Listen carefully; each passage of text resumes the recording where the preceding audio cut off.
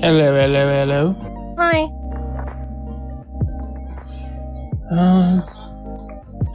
Doggone it.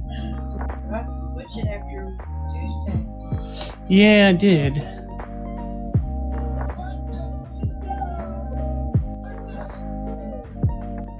Fixed it. How are you? I could be better, but I'm doing okay. Oh, so I never said something that I meant to say, which I need to wait for Chris or you to get in here as well. What's up?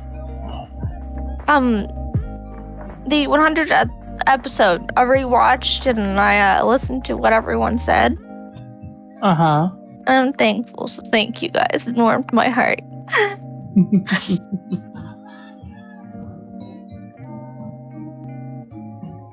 Yeah, fuck off, timer.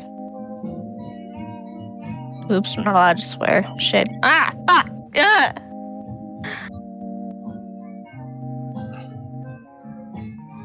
You're good. I won't tattle. Okay. Truth be told, I never really yelled at Mike Base 4.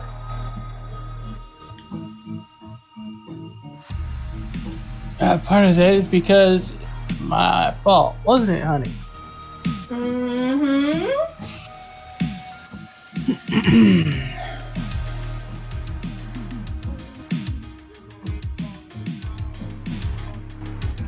See, I spent a lot of time on base with Dad. Lots of time in a motor pool. You pick up bad habits, you know? Yeah. No, 1 second. My back is really hurting, so un momento.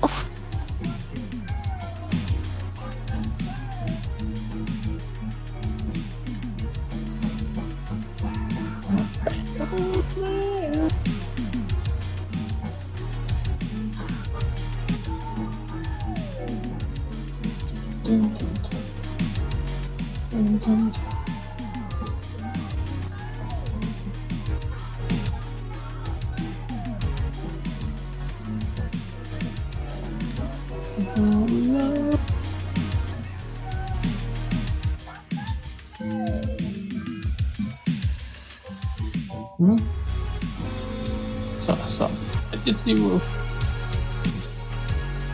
Oh. Oh.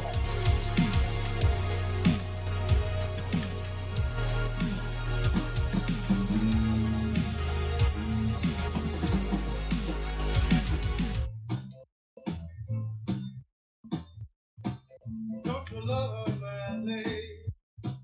Don't you need her badly? Don't you love her way? Pete, turn off your radio. It's going to be a copyright strike. Don't do that. Oh. If you're going to listen to music, do it on headphones. Don't do it with your microphone or mute your mic. One of the two. My bad. Definitely don't want a copyright strike. Either that, listen to copyright-free music before the game. How you doing, Gally? Doing all right. Doing all right. How is everybody? I'm doing decent. Doing decent. Had a doctor's appointment Friday. Doctor's appointment? Yep. Just a checkup to see how I was doing with the antidepressant, and we're trying something for the ADHD, so see how things go. There you go. One thing at a time. Yeah, that's usually the best way of approaching it is try one thing at a time to avoid winding up getting your system all screwed up. Which pill is causing this side effect? I don't know. We tried too many at once. Mm-hmm. Very, very possibly the case. All right, so we've got that one. And then I should go bring up this one in the background.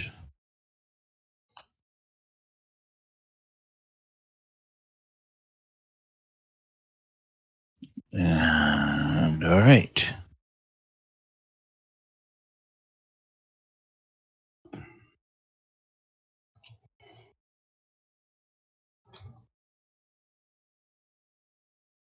All right.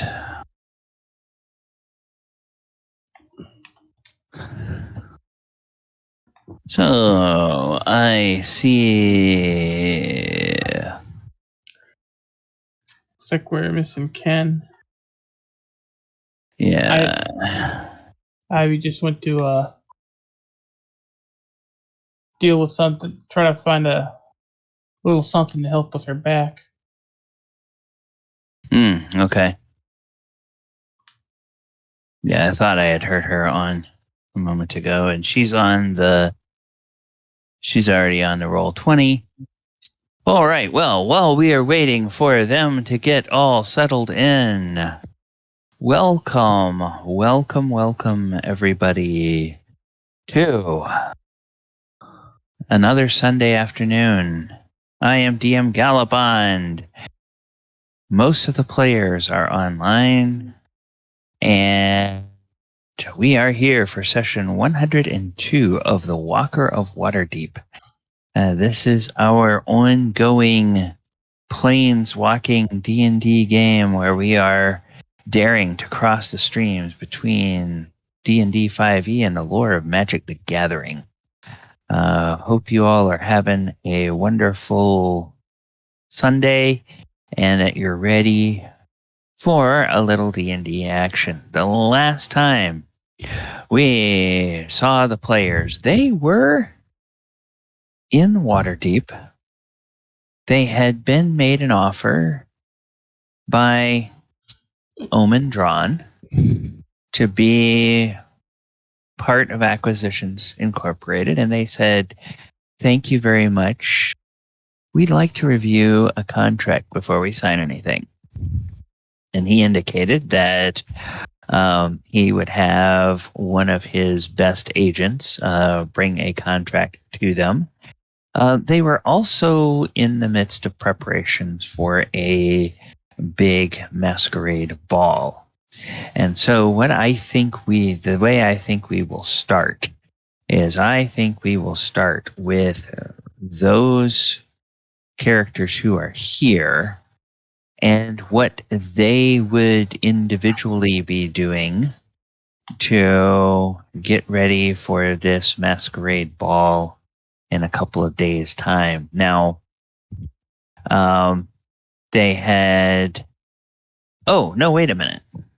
That was not what happened. That was not what happened when we left off. When we left off, the 3 of the party members had played something of a prank on 2 of the other party members, and those 2 were locked in a box where they were going to be forced to have a conversation of some kind. But since those two players may not be here, we're going to focus on the other 3. Well, I'm not here. Yeah. Okay, Galbar's so not there, so I'd It say was we'll- Adamant and Enka that were basically had trapped Ivy. That's right. Do we know where Ken and is? Elora and Oyahusa. I'll tag him here in a second. Yeah, not at the moment. So, Enka and Adamant, Mm-hmm. you have the floor. Well, we shouldn't go too far away. No. Just in No. case something happens. Well, that's true. I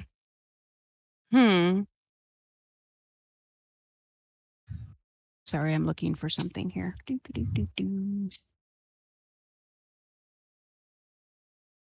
So she just kind of finds a place to kind of sit down and pulls out her lyre and just begins to kind of quietly play a relaxing tune. And really, when it boils down to it, she's just kind of relaxing herself a little bit. But while she plays, she kind of looks over at Adamant and goes, "So this whole masquerade ball thing, Hmm. everybody's determined to put you in some form of a costume. What would you like to do? I mean, it's a masquerade ball. It's meant to, you wear masks and you dress up in very fancy or, sometimes elegant clothing, something that you normally wouldn't don yourself with. What do you think? If you could be something, what would it be?" Well, be me. Well, but okay. This requires a little bit of imagination. I realize that you say that you want to be you, which underneath everything, you would be. There would be no changing the way you act, the way you talk, the way you move, but it's a time for celebration, a time for fun, to pretend to be something or someone other than yourself for just a little while. Does that make sense? She kind of stares. But why? Sometimes there's no reason why, other than to enjoy the company of others who are also being silly or imaginative, enjoying the time with your uh, uh, fellow citizens of Waterdeep or fellow compatriots of Waterdeep, etc. So it sounds ridiculous, or it may sound like, why should I have to do that? But again, this is an opportunity to be something that you normally to do, or to be something or someone that you normally wouldn't be, or wouldn't do. And it's all in the name of fun and enjoyment for a few hours. Haven't you ever wondered what it would be like to be something or someone else for just a little while? Or saw someone wearing something and I realized that you are a Warforged, but maybe something at some point in time you thought, wow, that is a very interesting outfit, or very interesting way to dress or something. And even though you are dressed 24/7, it still would be something fun to try on something else. Maybe temporarily change the color of your armor. Make your armor white with black polka dots. Just something silly, something fun. Something that isn't going to last for hours and hours and hours, but or be changed for the rest of your life. It's just something for a few hours to let other people see, maybe perhaps, that you're more than just a metal man that has no emotions.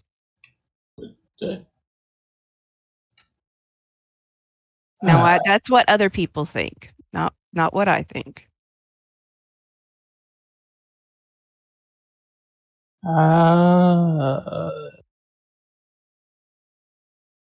Suppose. Well, think about it a little bit. I mean, there's so many things that you could do. You could dress up in multiple layers of fancy robes and we can find a way of covering it up so nobody sees the metal, and then putting a mask on you and putting a hat or a wig or something over your head, and nobody would know that it's you underneath. Fit gloves on your hands and all of that, and make people wonder who it is underneath all of that. You really want to do this, don't you? Well, I don't want to do anything that you aren't willing to do. I'm asking you to think of something. Do you ever want to? Well, I don't know if you are programmed to pretend, but have you ever wanted to pretend that you were a griffin or uh, uh I don't know, kitsune, or a um big bear, or even a minotaur, you know? Have you ever thought what it'd be like to look like one of those beings? Well, not particularly, but I'll Well, tell you what. what? This is going to be something that's difficult for me, so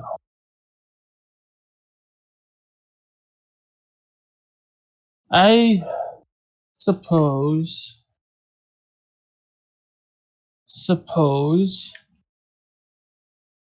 I trust all of you to make the best decisions on this for me.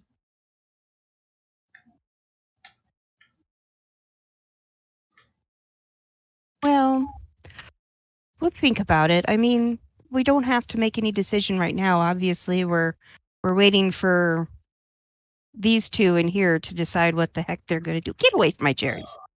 Sorry, my cat's being nosy. No, I don't want your dirty paws on my cherries. Damn it. So it's not something that we have to look at doing right now. I know. We'll figure it out. Oh, yes, I'm sure. I'll think of a few suggestions and see what you think. But it is something to maybe sit in the background, sit and think about, well, what would it be? What would it be like to look like this or that? Or to be disguised in a way that people don't know that it's you underneath the costume. But kind of looks down at himself, looks at her. I might be able to help that. I have some functions I've never used.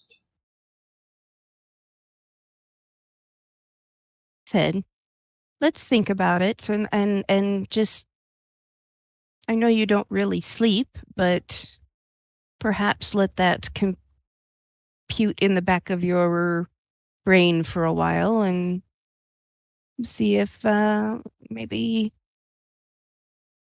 you can have a little bit of an imagination to think about what it would be like to wear big fancy robes, or to look like a minotaur, or um yeah, I don't know. Like I said, there's so many things that we could do.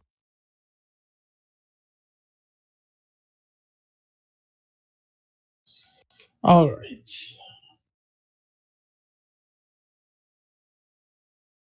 For now, let us just sit and relax. I'm always relaxed. Well, what would you do if they happen to find a way out before they talk? I don't think you'd be very relaxed then. Well, they're both small enough that I can just pick them up by the scruff of their neck and hold them until they do. Oh, that would be very uncomfortable. Well, Well, either that or we could take them to the inn and just lock them in one of the rooms downstairs with a lantern, and that way they can't get out. I suppose there is that as well. Oh, well. And she just continues to play. Just nothing in particular, just kind of lets her fingers wander over the strings. Okay.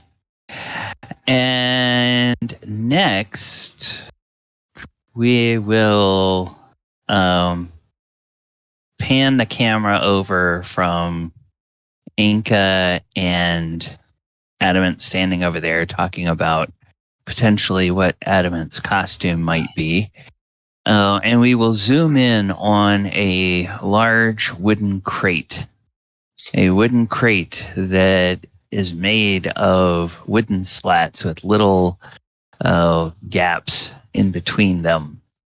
And this wooden crate is sitting there, but as the camera moves in, you can just barely see between the slits of the boards.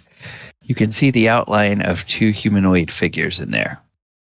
And then through the magic of theater of the mind, there is enough light in there that we can make out the forms of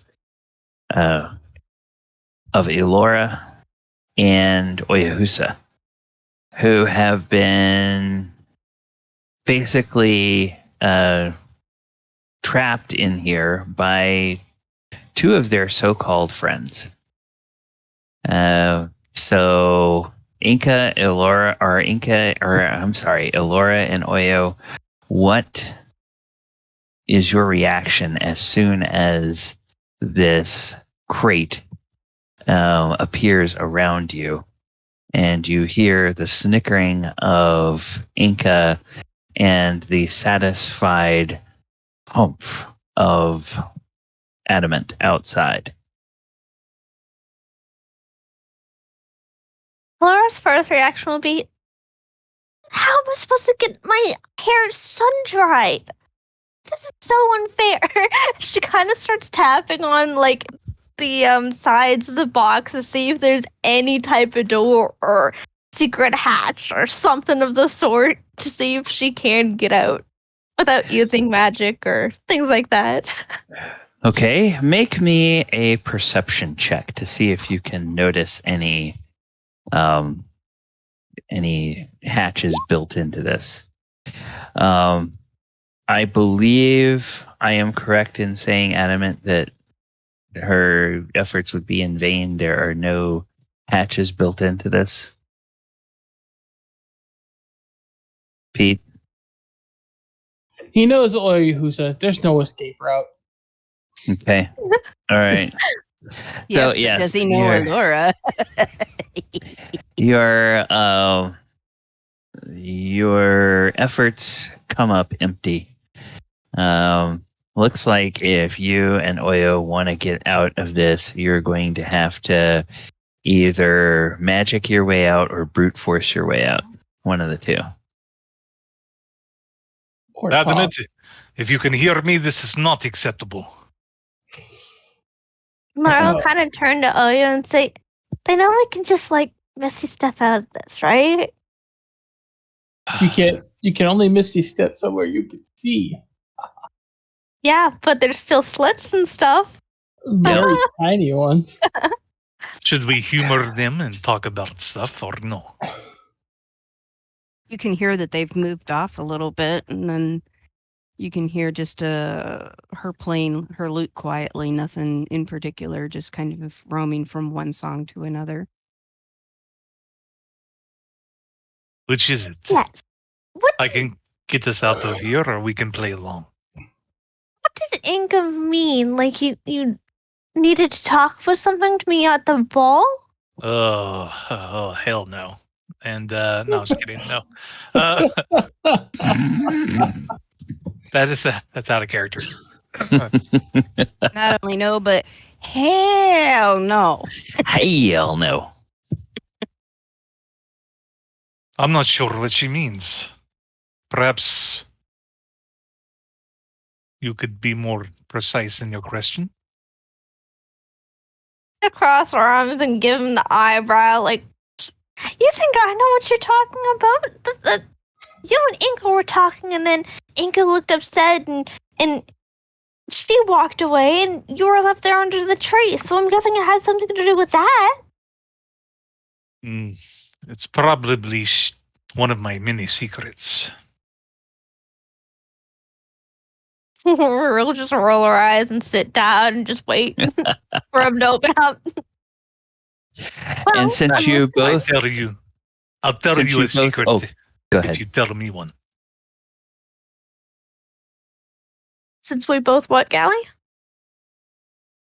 I was going to say, since you both are elves, you have plenty of light to see each other. There's Yeah. no. Kind of think for a moment, and then think for another moment, and say, fine.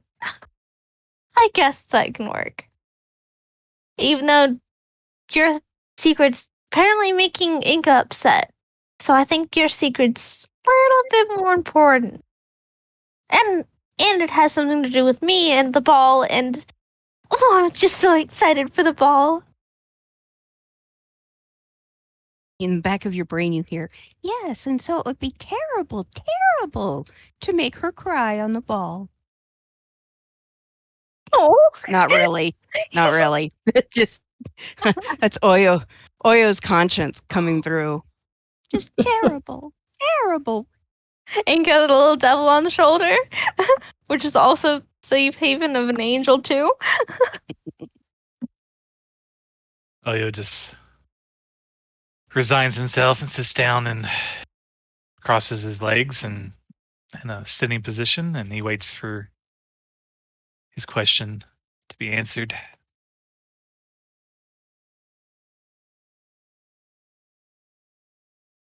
Laura will go into her bag of holding, and then she'll pull out the tea set, the all that Oya got her not too long ago, and she'll start brewing some tea and just waiting for him to open up about what he meant and what he magically said now.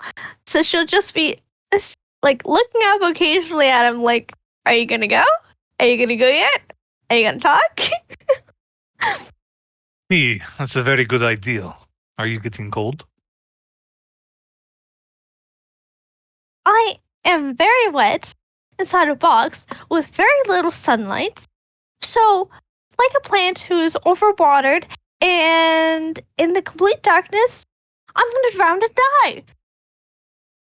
Well, I could dig this out of here if you like. I could take us into the inn. No, I want some tea first. Ugh, when do you ever pass up tea time? It's fruit. Fine, no tea for you. She'll kind of start sipping on her tea. What blend would you choose? The one that I chose is stuff that we made last time. No? Like, It's true. We did make it together, as he yes, recalls that evening. I've only had a few bags. I know I have a few bags left, and I gave the majority of it to, what's his face? The one who is really rude and apparently killed his best friend before we could actually talk to him. As her face kind of gets soured.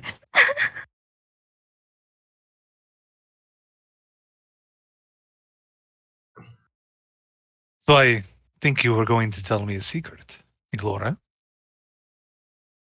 I think you were going to tell me first because yours is more important. No, no, no. I insist, ladies first. Well, I insist. You made my friend upset. What? And apparently it got around to Adamant, and Adamant decided to do this. So she kind of knocks on the wooden wall, like.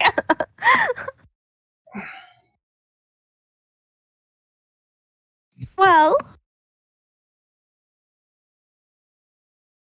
Yes, well, indeed. You were going to say something.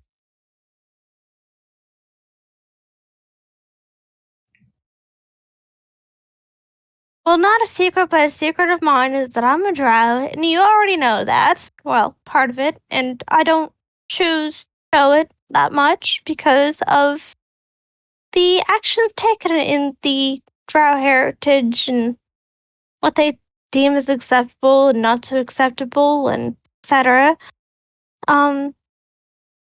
As you know, there isn't a lot of mages and, well, not mages, but kind of sort of magic to do down there with what I have.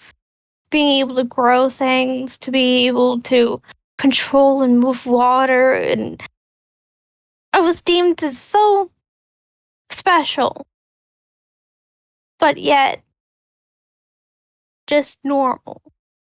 And that's perfectly fine, but I just was never there. I've never fit in. I've never been a part of anything, and when my brother left, I deemed there was no reason for me to be down there anymore. So I got up, I left, and even though everyone tried to tell me to, and I almost got beat on the way out, but little things. When I got out, my brother couldn't allow me into the cities and stuff, so he set me out in the woods, and we built myself a little house, and I opened my little shop, and one of the things is that I wasn't going to turn down anybody for the way that they looked or things like that, just based on how they acted. Because a large thing about drows is that they're extremely racist. She kind of like looks at him like, ugh. So, if an orc or an ogre or something's very smelly and walks into your shop, you still have to treat them with kindness and politeness. Treat them as if they were an elegant elf or another thing or another sort, but everyone's equal on the inside. Don't you agree?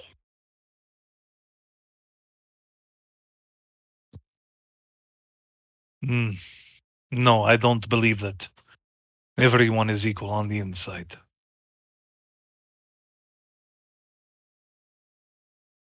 Well, you gonna explain what you mean?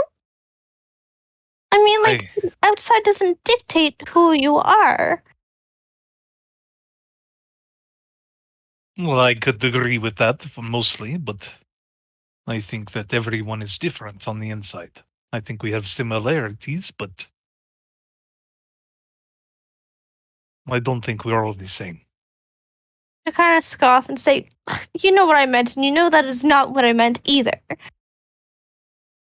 Yes, we're all different. We all have different personalities. We all have our other hopes and dreams and ways to react and things like that. It's almost like flowers. Flowers are so much different, but yet they're so much alike at the exact same time. We still have organs. We still have ways to breathe. Some of us have 2 hearts, 3 hearts, 4. Some of us has only 2 lungs or 1 lung or 1 kidney or etc. She just goes off on it to try and explain like humans to plants and plants to like humans. Lifts up the tea kettle and he starts pouring her some in her glass. He pours himself some. He'll easily take the refill. So, what my secret is that I don't believe in a lot of drow things and stuff like that, which probably you can see it already. She kind of like rubs the back of her neck, kind of like worried. Like, but I do also know that some of it's been slipping out since I've been feeling comfortable, and I don't want to scare or worry anyone or things like that. And I really don't mean it to come out. It just does.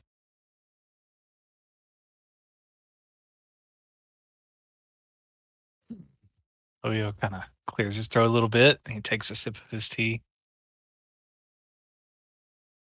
All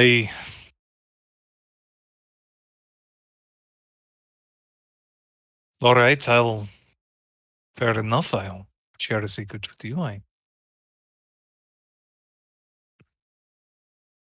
You remember that nice evening we had in Ravnica when we went to that piano bar? Refresh my memory a bit.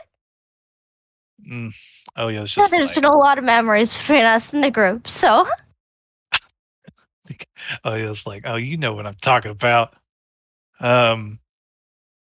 He says, the time I took you on a date to that nice, elegant piano wine bar in Ravnica. She'll give her a little chuckle and say, yes, I remember. The first time being out in town and being taken out to, like, that really nice place. The peanuts were really good. I had alternative motives. She'll kind of like cock her head a bit and say, huh? I was working and I thought that you would make a good cover, so I invited you on a date.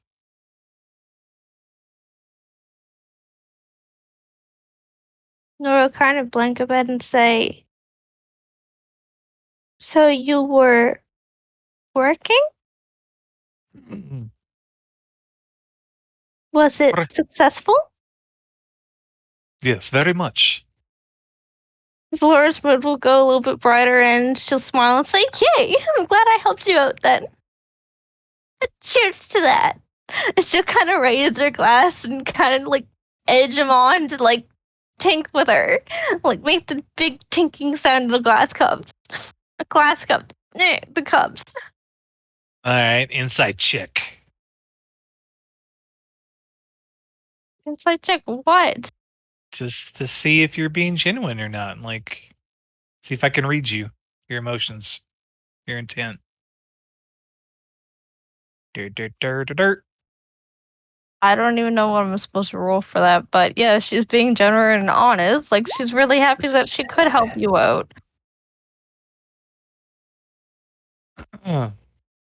Okay, so Read you're her not being like an open deceitful. book. Okay, alright. Alright, so you're just being genuine. Yeah, she's being very genuine. Okay. She's really happy that she could help you out on your work and to make sure that things went successfully. She was glad she could be a part of it. Oyo's a little like taken back at just like how casually she accepted it, but he's just gonna be like roll with it. Oh well, yes, indeed, thank you. And he takes another sip of his tea. Laura kind of look at the glass that she had in the air and says, "You aren't gonna cheers with me? Isn't that what you guys normally do?" What? I'm sorry. She kind of take her cup back down, like not the cheers, celebrate or anything. Just slowly back to sip her tea. Oh yes, cheers, and he'll put his cup out. You're late now. You're in the moment. She kind of laughs and sinks the cup, and she goes back to drinking. I was like, well, in I know lots of women in the draft do have multiple partners and things like that, but I didn't expect things to appear to have multiple partners and take multiple people out on dates at the same time. Normally it's a one-on-one type of thing. Kind of chokes on his tea slightly. Yes, I think relationships, no matter where they are complicated. I mean, not relationships. You know what I mean. The way people interact. She kind of shrugged her shoulders, but if you are going to continue to label that as a date, then we need a redo. And she'll kind of chuckle and smile. A redo? What do you mean? Well, you keep on calling it a date, but it wasn't really a date if you had different intentions behind it and you met with another girl, didn't it? Yes, but what do you suggest? I'm suggesting, and no, I'm demanding a redo. No other chick, no work. I don't. What? At the You're same bar, demanding. at the same place. I demand a redo. Ugh. I was like thinking, oh, thank God she didn't say the ball. Yes, perhaps that's is a good idea.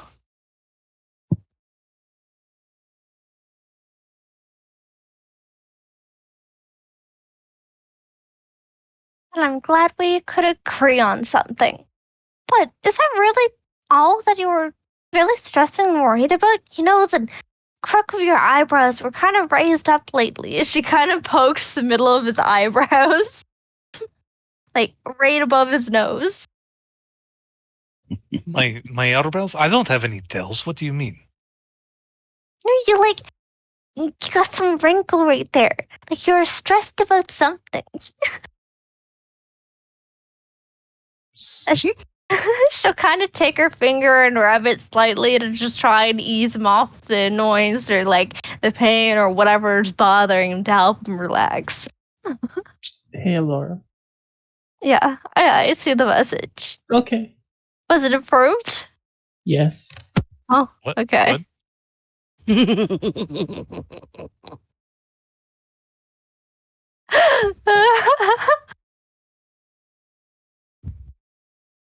She kind of stopped for a moment, a little bit afterwards, and she started rubbing his forehead, just trying to make him feel a little bit more relaxed. And then you could tell, like, the skin on her ears and her nose and her cheeks will kind of, like, blush. And she'll kind of, like, retract her hand a bit, a little bit shy. And she'll say, sorry, that was out of hand. She'll kind of just grab the cup of the tea and she'll just sip it again. Not being able to look him in his eyes anymore. How long does All the right. damn spell last? Adamant. Yar. Adamant, with your passive perception, you notice a figure emerge coming around the side of the little country inn over yonder. It is a male human. He has a familiar looking mustache, kind of a walrusy style mustache, and he is wandering down towards the pond where you are standing. And he, as you notice him, he notices you and gives a little smile. It is, in fact, Barnabas Blastwind. Oh. And he says, Adamant, the innkeeper told me that you and your friends were out here. I didn't know, he says, looking at the crate. I didn't know that you were getting things shipped out here. You planning on building a boat or something? No. This is a time-out box. Inka's time just sitting out there, looks box. up at this gentleman. Has And she ever met this guy? I think he was at one of the meetings at Lady Oh, okay. Silverhands where you were, and he was name checked, but I don't know that you ever interacted with him much. Okay. He is from the Order of Mages and Protectors, which is kind of the magical, mystical, arcane arm of the constabulary in Waterdeep. Okay. He And- will. Go ahead. He just sort of nods at you, Lady Enka. She nods back as just her fingers keep twiddling on the strings a little bit. This is Barnabas. He's a good friend. It's very nice to meet you, Barnabas. What brings you here? Well, Lady Silverhand was a bit concerned. You all disappeared without much word or warning, and she had half expected you back by mid-afternoon. I just wanted to be sure that things were okay. We, of course, at the Order of Mages and Protectors, we have ways of monitoring and tracking those that we know. And so I realized you were out here. It didn't seem like you were in any danger, but I just wanted to come and see if there was any assistance I could render, and to find out if you all were planning on attending the Masquerade ball the night after tomorrow. It would seem that I don't have a choice in the matter. Inkle chuckles a little bit and says, "We are trying to encourage him to have new experiences. So we are trying to convince him that it would be enjoyable to pretend or dress up for the evening for the ball." But yes, to your question. He sort of crosses his arms, puts one elbow in one hand, and puts the other fist under his chin, and just sort of looks at Adamant, and then cocks his head a bit. And he says, "Adamant, have you ever considered going dressed as a member of the constabulary, as though you are providing security for the ball? Perhaps have a little fun. Perhaps have a little fun with some of the guests by imposing impromptu searches upon their person. Inka raises Maybe- an eyebrow. Maybe if you do an impromptu search on one of the ladies there, you could end by asking her to dance with you. That would certainly be an interesting cover." Inka looks kind of uncomfortable. She's like, "I don't think this is the place or time to do something like that." It also would seem that I've been set up with Galabar's mother. Oh, so you already have a date. Wonderful. Where is your companion, Galabar? He went home. Oh, wonderful. So he has family here in the city. I was not aware of that. Yes, his mother lives in the city. Ah. Very well. He points at the Very well. box. The other two are in the box. They're on a timeout. He looks at the box, and he raises an eyebrow, and he looks back at you, and he looks over at Enka, and he looks back at Adamant, They need to have And a he looks over at discussion, but Enka. they've Need to both have been a avoiding little- a discussion. Yes. How much So- time has passed outside of character here? We'll say that it's pretty close to real time for your discussion. So you So guys it's have been been- talking for maybe half an hour. Oh, well, how long does this spell last? Per minute. Huh? Permanent. Yeah, it's a feature. It's a feature of the Fabricate It's- spell. fabricate spell. I It just thought it it only lasted permanently- 10 minutes. Oh, no, it No. permanently No, it takes 10 fabricates. minutes to cast. That's why Inka was distracting you while I cast it. Ooh. You also kind Oh, of destroyed a meh. tree to do it. And Oyahusa, of course, with your passive perception, you may be able to pick up, because it's outside this box. You can definitely pick up that there's a new voice out there that's talking to Adamant and Enka, and you might be able to perceive from the timbre of the voice that it's Barnabas. Not Certainly, if you lean over and look through one of the cracks, yeah, you can see that it's him. Okay, I'm looking. I can see them talking.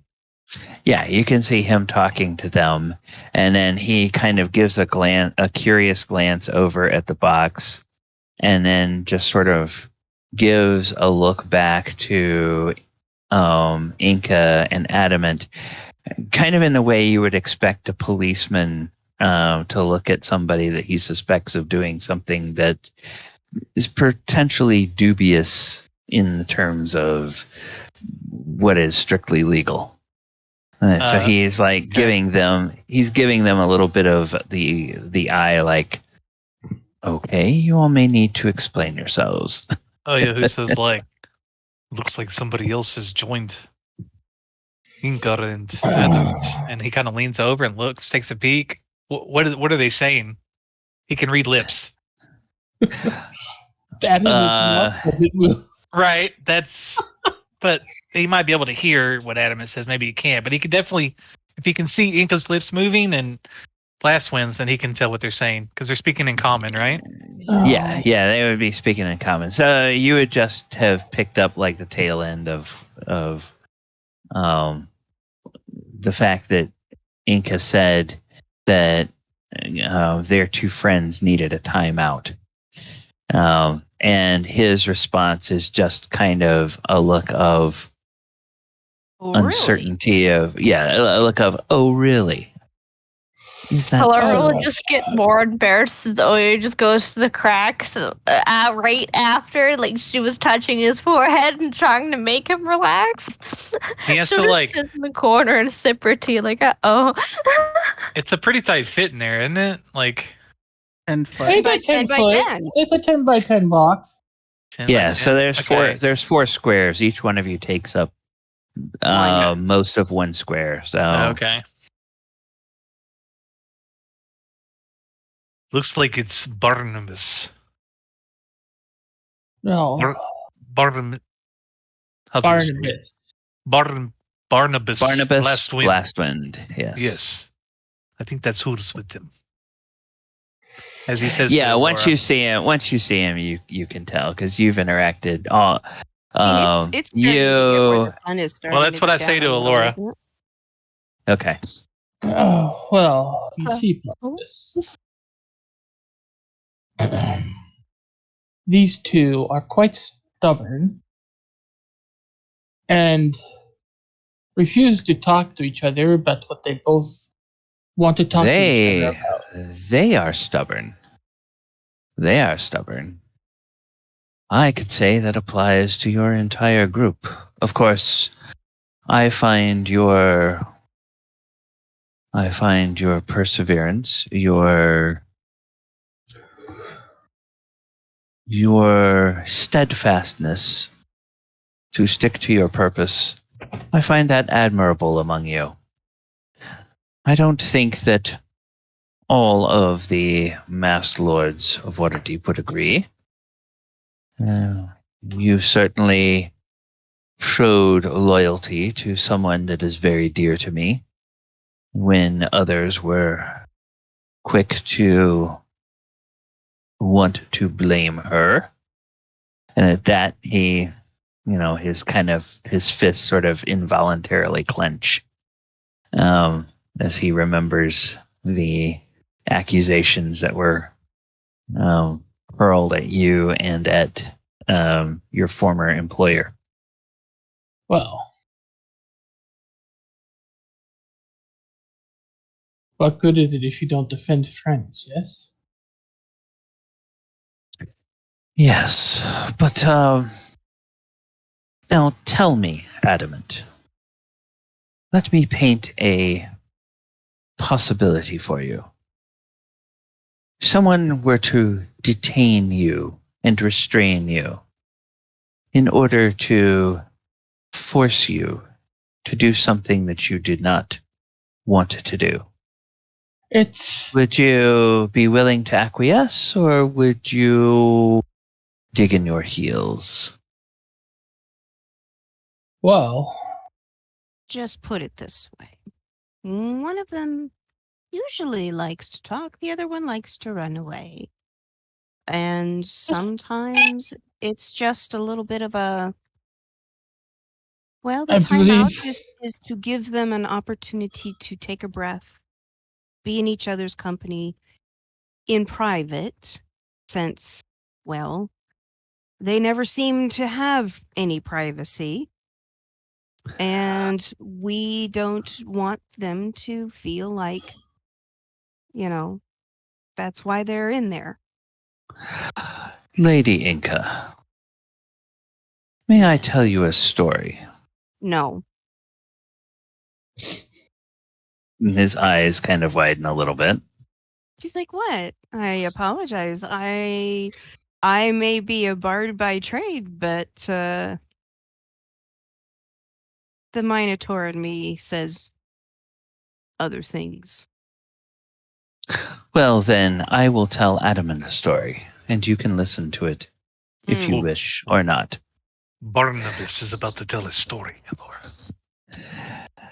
Adamant, when I was young, I and several friends had another friend that was painfully shy. And there was a girl that we all knew who was sweet on our friend.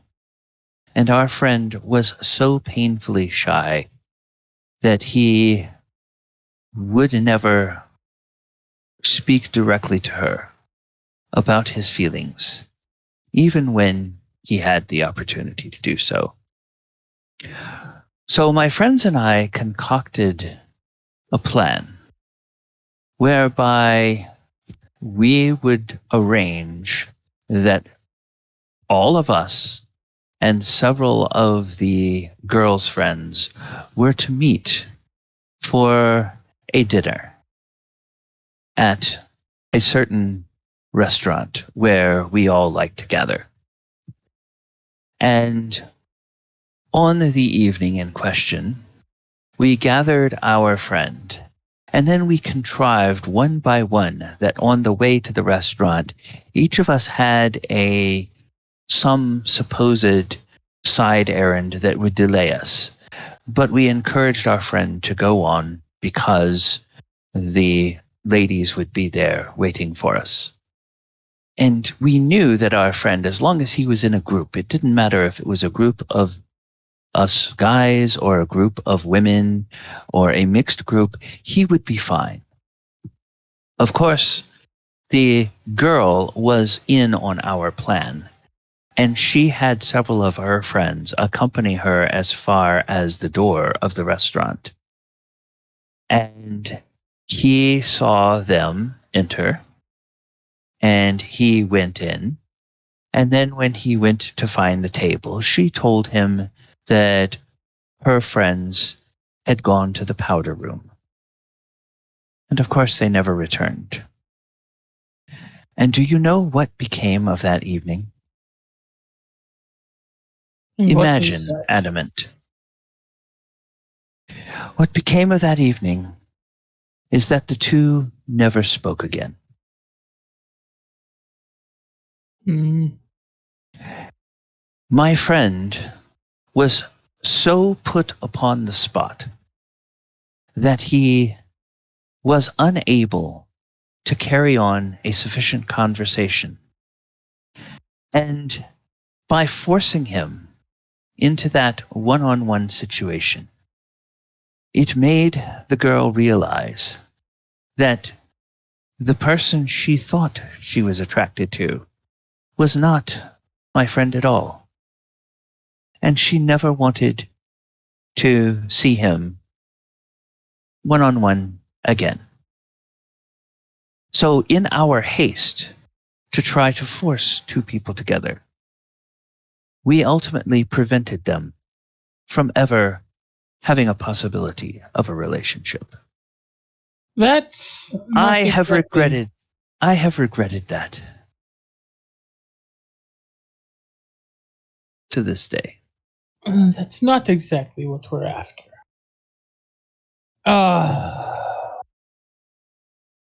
That's also why we have it. Adamant, I know that you do not have a humanoid heart. You do have a soul. You do mean well. You do care in your own way about the well-being of others. But I think you just must let people find their own way. You cannot force anything on other people. At the very best, even if things work out for them, they will always remember that at the beginning there was something forced on them, and they will remember you were behind it. And there will always be a lack of trust. I do not think this is a wise plan to pursue, but perhaps you know your friends and your own business better than I do. I understand what you're saying. He looks over at Enka. The problem that we're having is one of them intends to tell the other that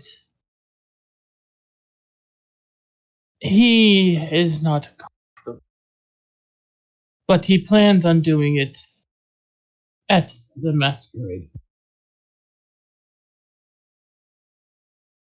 which even I know is probably not the best place to do that.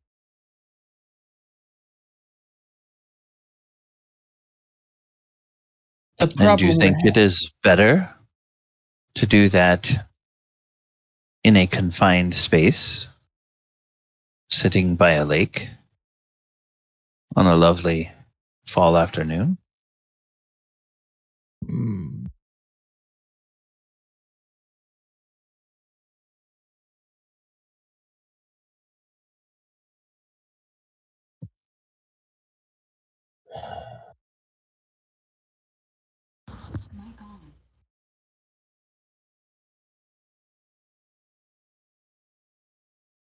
Kind of looks over at Enka again. Looks at the box. Gets up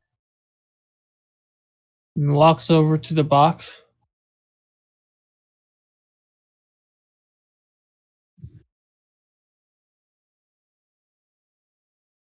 Enka just continues to sit there. She looks up at Barnabas with her just kind of that look that says,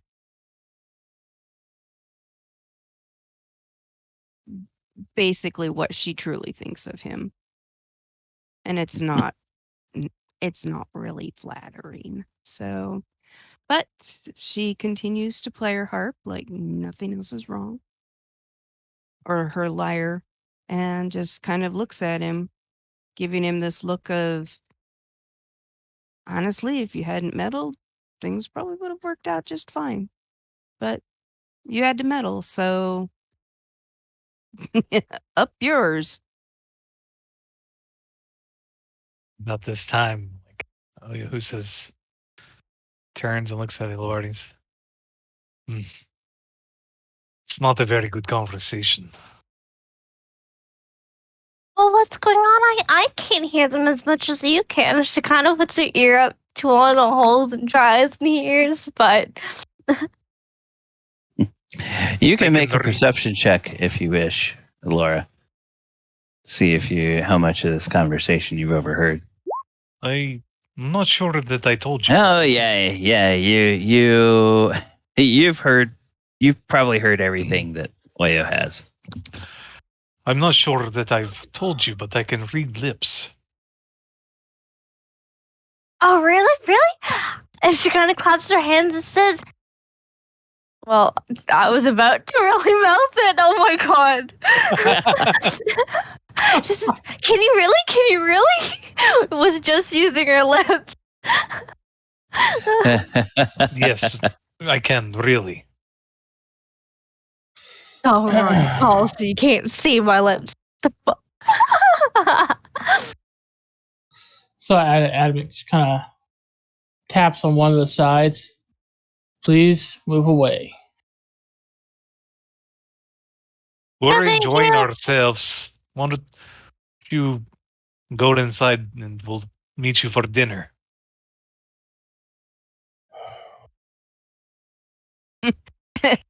She looks up at the Barnabas, whatever, and she goes, "You do realize they both could leave at any time when they want to, right?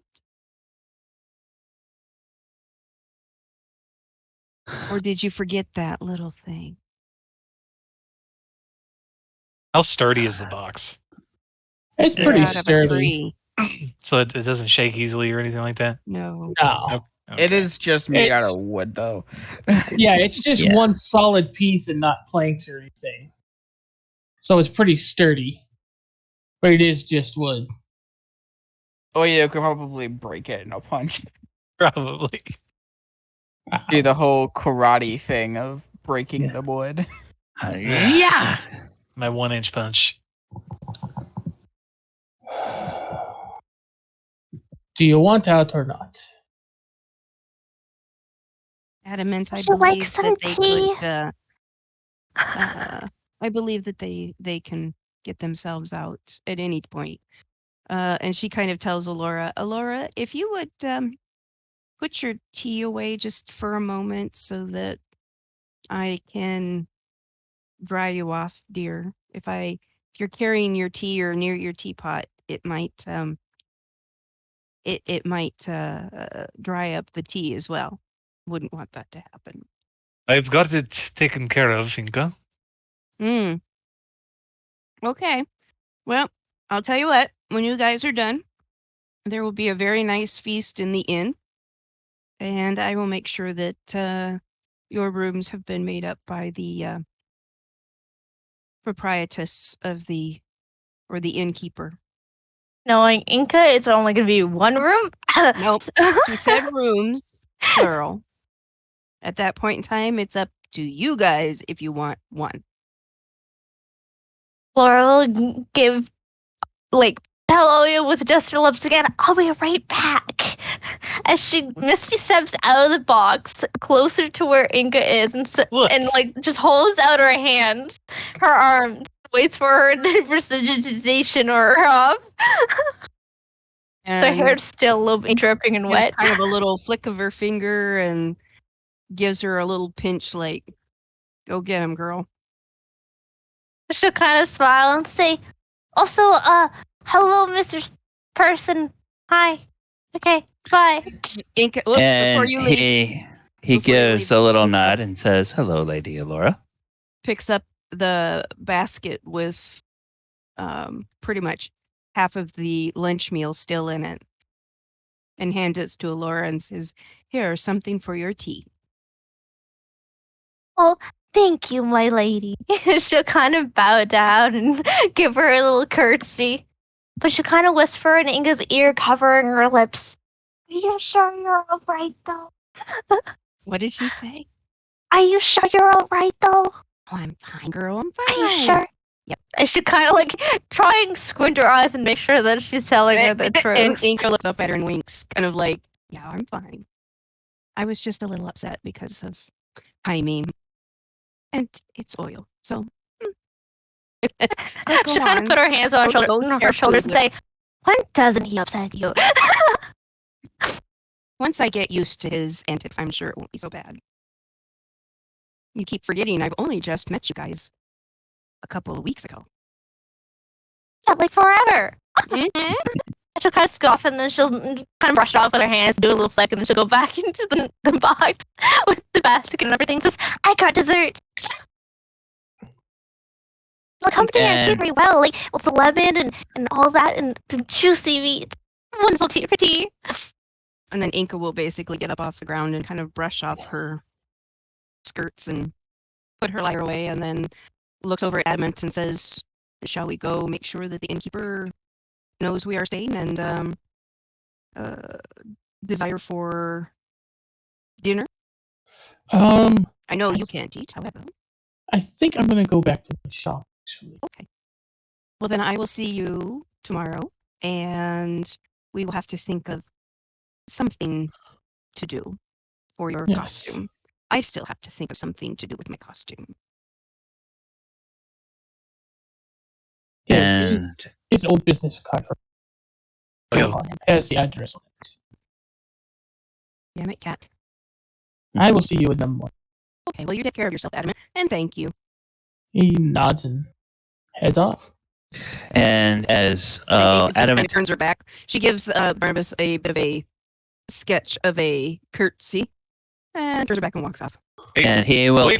give a little nod at Inka. Go ahead, Oya. Are you really going to leave us in here? You can get out. You know you can. Both of you can.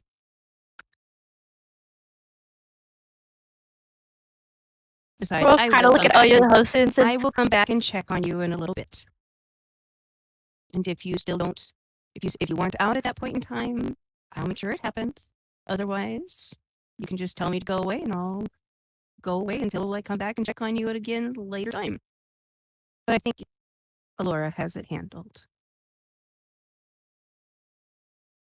"Have what handles?" She'll kind of like tilt her head inside the box and it's like, "Oh wait, no one Allowing can you see to, me." the two of you to leave here. Well, it was his kind of size. And After Adamant, that, as black person. you start to walk away, your passive perception quickly notices footsteps behind you as Barnabas sort of catches up to you, and he'll just sort of walk along with you. You said you're headed back into the city, Yes. and it looks like he is sort of headed that way, and he's just content to walk along in silence. He won't mention anything further. Elora? Tea? She'll kind of like raise her cup and then she'll sip it, like not still giving him the look in his eyes. Shall we humor them or should we leave? It would be kind of fun to camp out here in this magical tent-like thing. This wonderful Even box with a that they few made small for us. cracks. I'd say even with a few small cracks in it, I mean, not enough to really let in a whole lot. You guys, it'd actually be probably warm up in there with body heat. So, Like a- Oh, with body heat. Like make a small fire, if you wish. Oh, that you would suffocate yourself. There's plenty of air holes. There were slits, he said, in the box, right? And making a fire on a wooden crate, a crate that you're inside of. Perfect idea. Okay, yeah. A small fire. I didn't say it'd be like, you know, it's there's not a always bonfire or anything. It's like a tiny little fire. Like, there's always a the Yeah, blanket there's on a always- picnic. There's always the percentage chance that the fire could get out of control. he's a wood elf. He knows what he's doing. The dice make the decisions. He knows the ancient like saying when he was growing up. You know, they were like, only you can prevent forest fires. It was the worst campaign in history ever. Yeah, and he like in character he tells Laura that joke. She just kind of chuckle and kind of like ease up, like let go a bit. And she says, "How about this? How about this?" As she uses dancing lights and puts a light in every corner. Oh, Mood lighting. that's very interesting. And he like reaches in his bag of holiday and he pulls out some kindling and some small pieces of wood that he keeps a little bit stashed in there. And She kind of blinks. "You are not. We are underneath the tree in a wooden box. You Oh. are not." That tree got destroyed in making the spell, I think. Allura will blink, and then she'll look outside the Part of box, tree. and then she'll scream.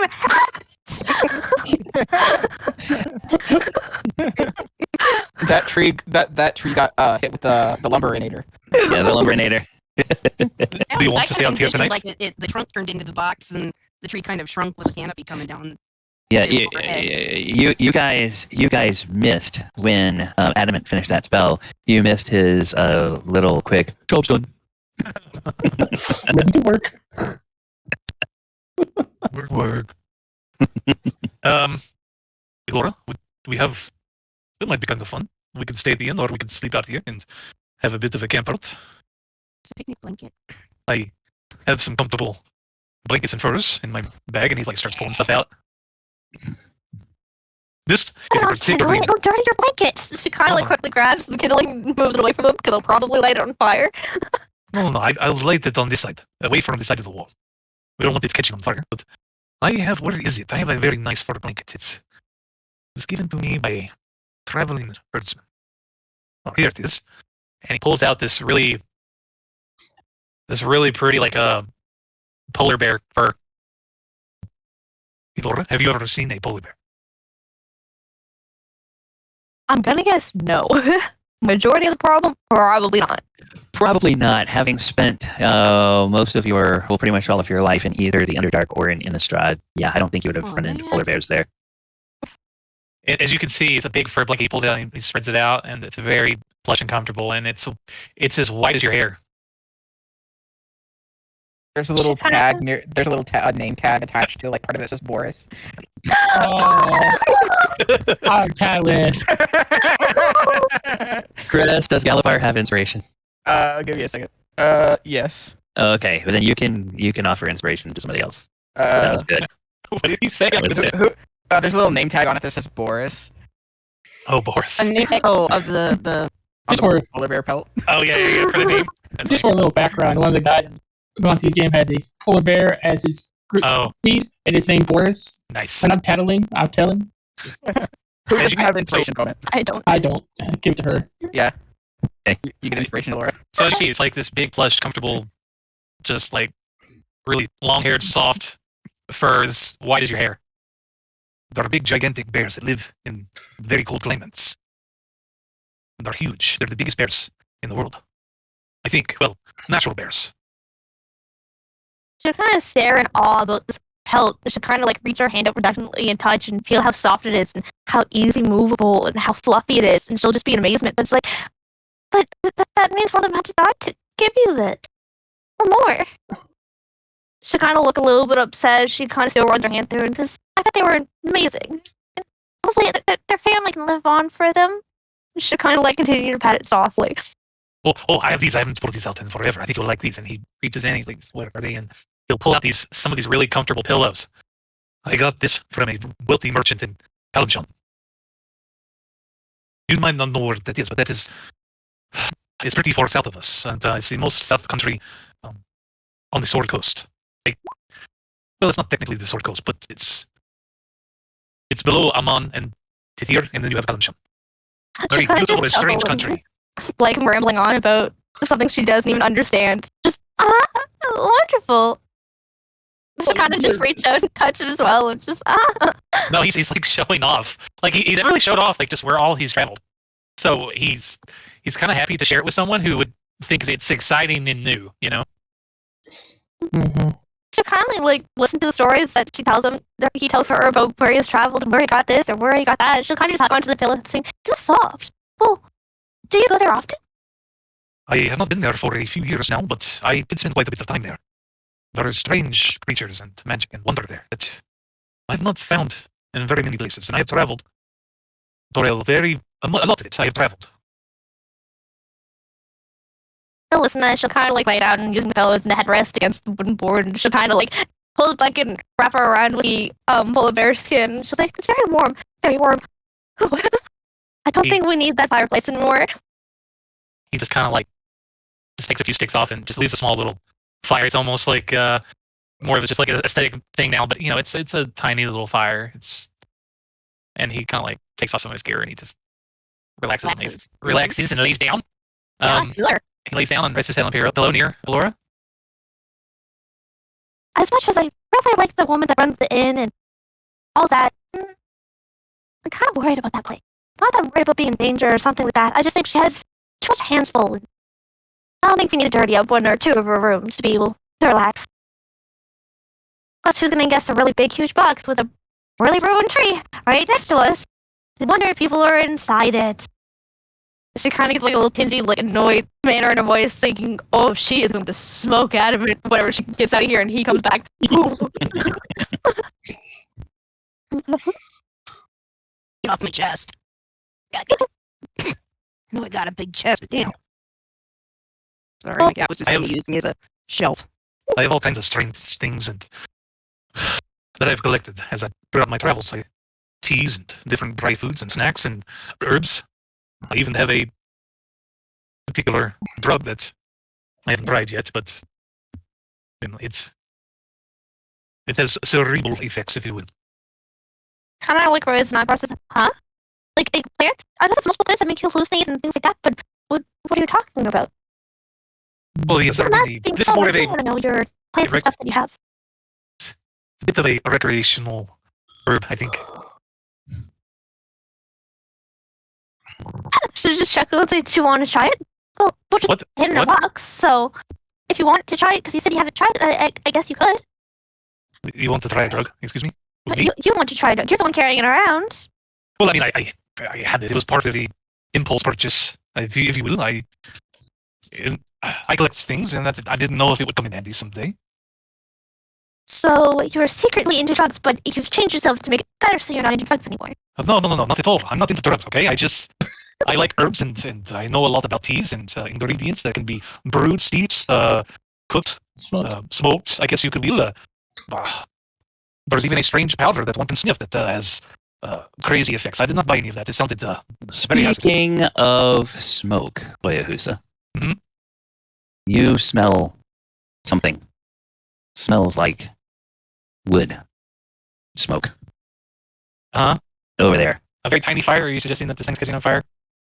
You can see that the wood of the crate underneath the kindling is beginning to blacken. Oh, I thought it was open at the bottom.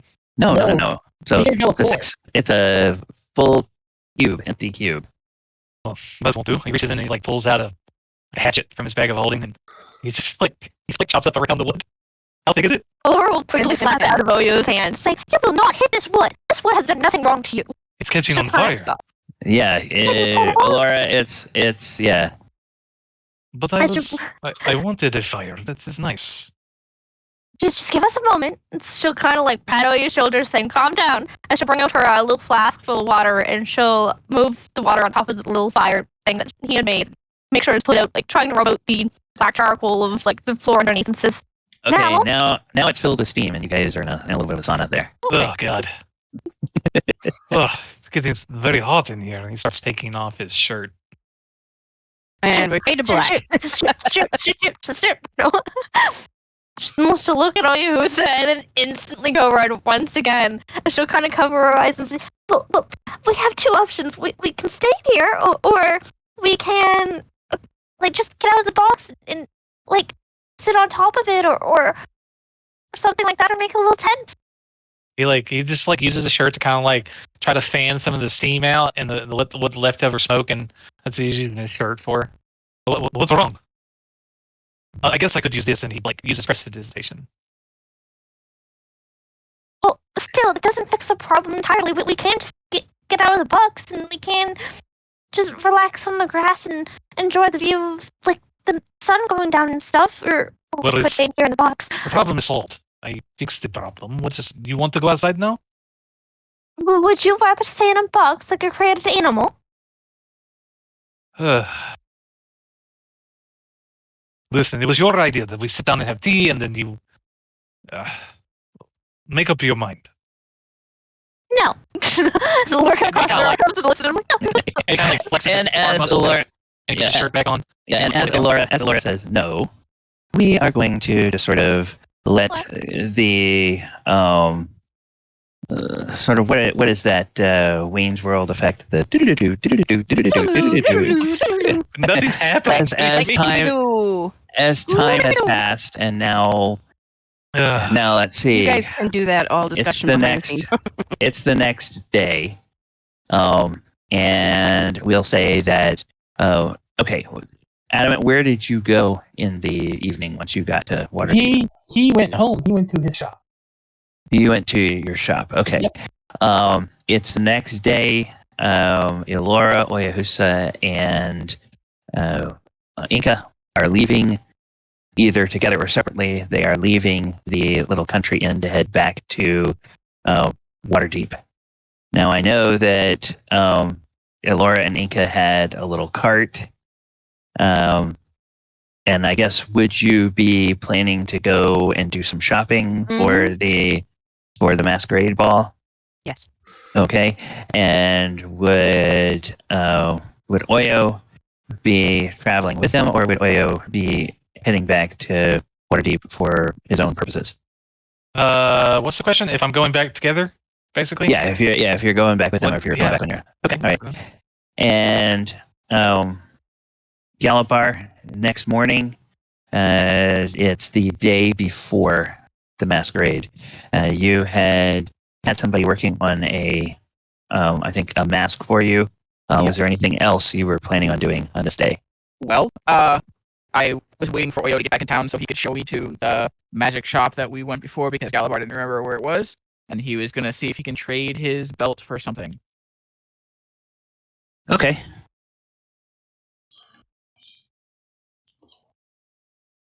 All right. So that is Fastinbr's shop. And I guess we meet up somewhere, and then we... Well, let's go ahead and take care of whatever Chris wants to do, because he's been very patient. Okay. So where did we run into Galabar at? We're focusing on Galabar now. We'll get back to the rest of you in a little bit. Literally, the only thing Galabar wanted to do outside of waiting for Oyahusa to get back so he could show him to the shop was pick up his. Okay. I'm sorry. I missed that you were specifically waiting for them. Sorry. Then we'll just say that maybe Galabar would head toward Lady Silverhand, and as they get back to the estate, that's where you'd run into each other. Oh yeah, so sees Galabar coming up the way, and he just waves at him. Hey, he waves back, and he has a bundle in his like under his arm. Still wearing the freaking Bahamut cloak, because that's probably going to be his normal outfit for most of the time. I guess he has his horse, well, his dragon horse next to him as well. Okay. As he wrote it here. All right. And all right, so you have seen Oyahusa. What do you want to tell him? Hey, once they're done putting up like the horse and cart they had, he'll say, would you mind showing me to the magic shop that we had before? I can't remember where it was. Oh, you mean Thirstband? He's a good friend of mine. His shop is very nice. It's been rebuilt after the attack. I think you'll like it. Laurel smiles, clap her hands, and says, "Oh, we get to go see Oyahusa's friend?" Yes, but he's a very particular. He's a halfling, right? Out of character. Yeah, he's a halfling. It's very particular halfling. Don't mention trolls. You kind of cock an eyebrow and look at Galabar and say, "You know what he's talking about?" Well, I've only fought the troll a couple of times, so I don't think I'd have a reason to bring it up. Just whatever he says about trolls, just agree with him. Leave it at that. Okay. I just want to see if I can if I could trade this belt for anything. Oh, I'm sure you could. He has a very nice new inventory. I think he might be one of the nicest shops in all of the city. That is good to know that I'm going to the right place. And I do not wish to brag, but he will give you a very nice price. Because my friends are his friends. So would you say this relationship is a friends with benefits kind of deal? I suppose, yes. Gallimore doesn't know the actual term for that. He's like, Yes. he got benefits for being his friend. Yes. It is a bit of a walk, but I show you. Okay, he hops up on top of his horse and trots next to you as you walk. The Okay. rest of you wish to go shopping, or what is your plans for today? Shopping would be fine. Okay, these two are specifically going shopping for magic items first. Are other folks interested in shopping for magic stuff? Or How far is the ball away? oh, the ball is Like not tonight, but it's tomorrow night, right? Okay, so Yeah, guess because I- yesterday it was shopping. 3 days. Yesterday it was 2 days away. Now it's 1 day away. So So you have plenty of time this game day to do all the shopping, and you can hand wave as much as that as you want, Mhm. and you can slog through as much of that as you want. But initially, these two are headed. I believe it's towards the north side of the city, to where the magic shop is. I'll go around and double check with the rest of them. Adamant, magic shopping or no? He's not with them. Okay. Ilora Enka, magic shopping or no? Tag along for the ride, especially that she hasn't let go of Okay. Oyahus's polar pelt yet. Oh, okay. All right. So that's now Ilora is Lina, and the polar bear pelt. Oh, no. The polar bear pelt is her security blanket. that blanket is hers now. Yep. Oyahusa essentially gave her his sweatshirt. whoa, and it is hers now. Wait a minute. Yeah, there you go. Wait a minute. That's how it begins. Truly is kidding. All right. So you go up towards the north part of the city, and those of you who have spent time in Waterdeep before, you recognize that you're getting in the area that is near to where Troll Skull Alley is. Although Troll Skull Alley is more sort of on the northeastern quadrant of the city, and Fastinbr shop is sort of more on the northwestern side. And as you turn down this road, it's kind of a narrow lane. There are several buildings that show some recent construction, and you probably guess these are buildings that maybe were damaged by the attack by the Githyanki. But then there is one that rises up above the others, and as Oyahusa leads you up to it, this is the shop that Fastinbr owns. And by the time you all have gotten back, all the merchants have opened for the day, and so the door is standing propped open. And as you look inside, you see this large, spacious showroom, and there's an open, vaulted ceiling that rises up to the very top level, and there are balconies around. And on all of the walls of this shop, you see different kinds of magic items, and there's display cases and display racks and those types of things.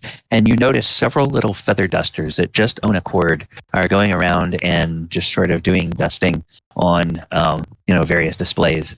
And there is, as you all walk through the doorway, there's a little tinkle of a bell that apparently rings without having to be struck by a physical door. And then up at the front of or up at the back of the room, as you look at it, there is a counter, and there's two red curtained areas on either side that look like they lead into a back area. And you hear a voice, "Oh, I'll be there in a moment. I'll be right there." And so as you walk in, you are looking around, and then you see one of the curtains flops to the side, and you can't see anything over the counter. But then a little head bobs up, apparently on a stepladder behind the counter, and you notice a little halfling.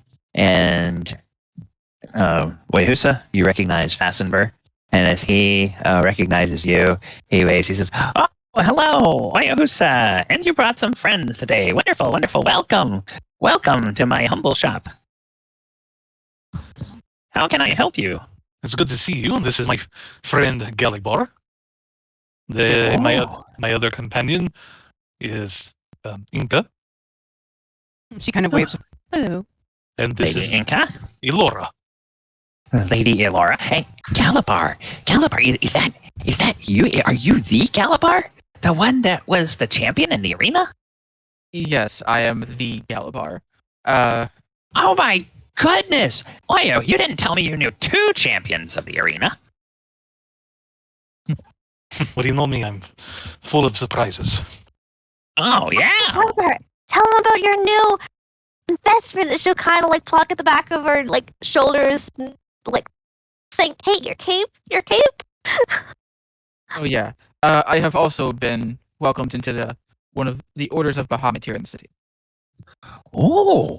So Oh well. not only am I a champion, I am also a knight. I am Sir Galabar now.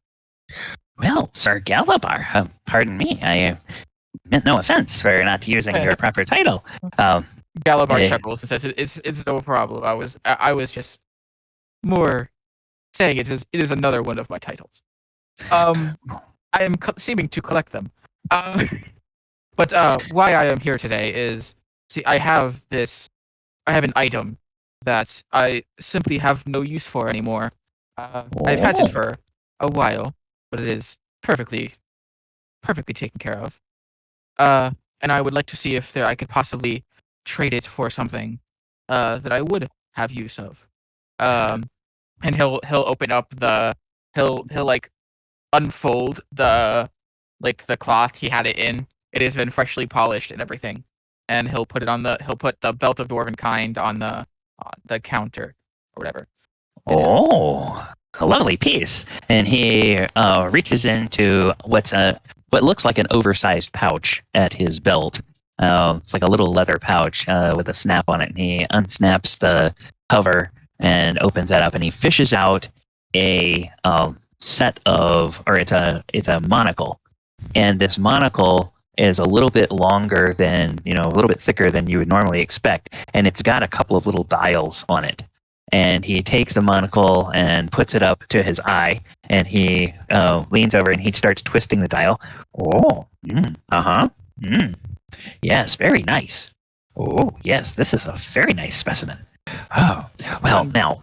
On top of it being a fairly strong magical item, you could also put on it previously owned by Champion Galabar and stuff like that on it, possibly have added sentimental value to some of the people in the city. Let me ask you something. Would you be willing to autograph this? Of course.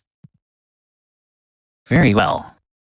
Because I think if we had you autograph this, we could put it on sale. And then he looks at Oyahusa, and he just sort of raises his eyebrows. He says, "You do have very good friends. I'll have you know that your predecessor in the arena, the half drow who was champion before you were, she allowed me to sell a full set of her armor on consignment, and there was a bidding war for that, the likes of which I had not ever seen. I expect that a belt that you have owned will likely result in a similar war of bidding among those who are aficionados of the gladiatorial games. There's memorabilia, especially memorabilia that has been authenticated and signed by the champions, goes for quite a bit of money." I would imagine so.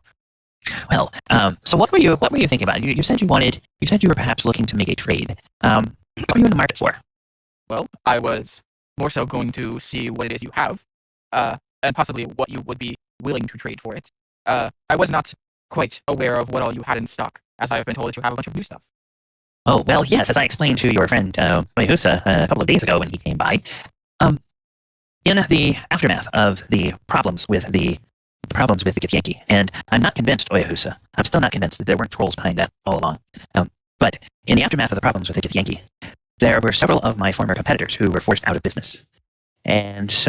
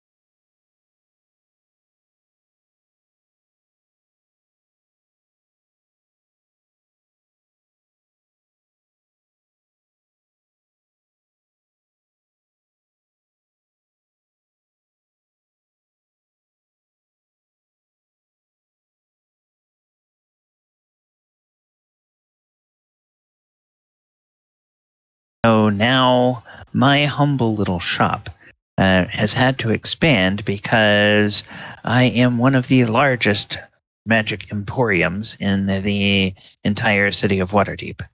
So if you ask what I have, it's probably easier for me to tell you what I don't have than what I have. So it would really help me to narrow down some selections if you had some sort of idea. Now this item here will increase your resilience and your toughness.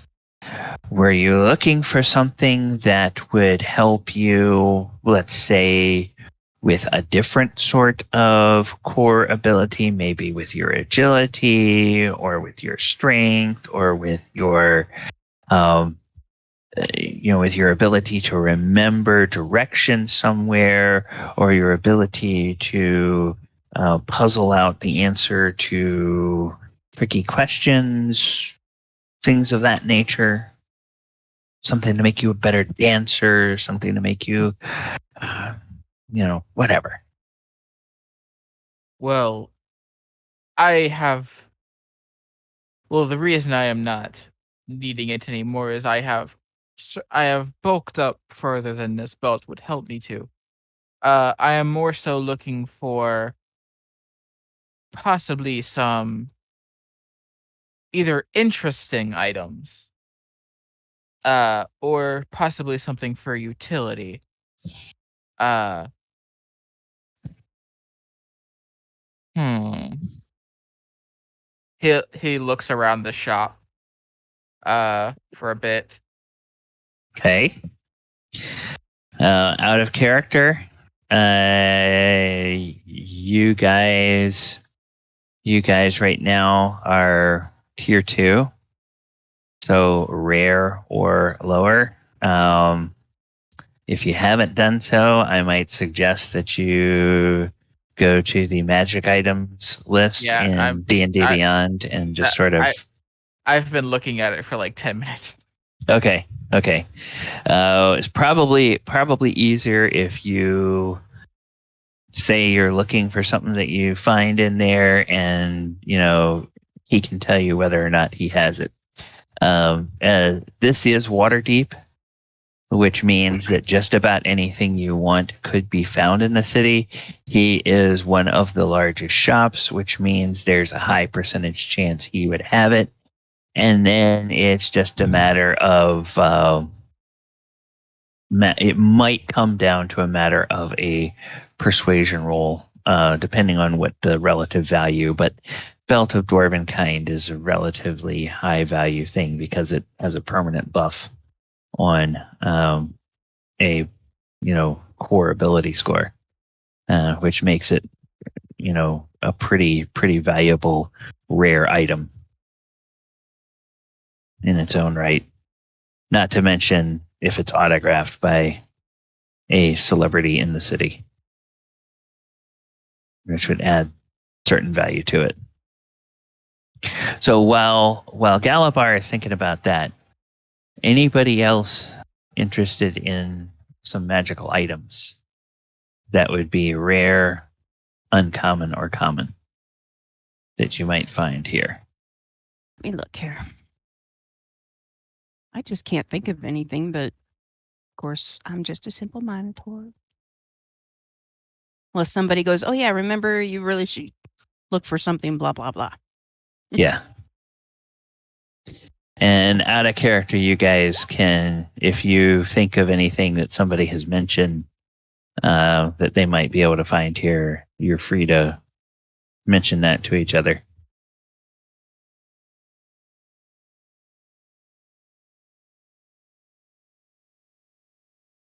You said that I couldn't use the magic items that are only available to the classes that my class is based on, right? Like the paladin items. Your custom class is part paladin, part barbarian, part Sorcerer. warrior. Is that or sorcerer. So yeah, if it is limited to, I mean, if it's not limited to a class, you can obviously use it.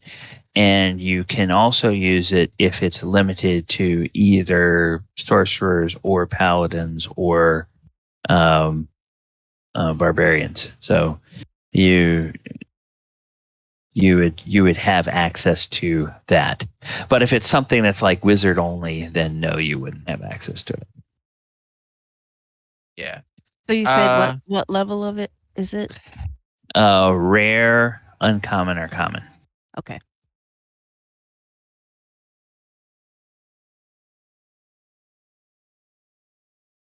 So what is Adamant doing?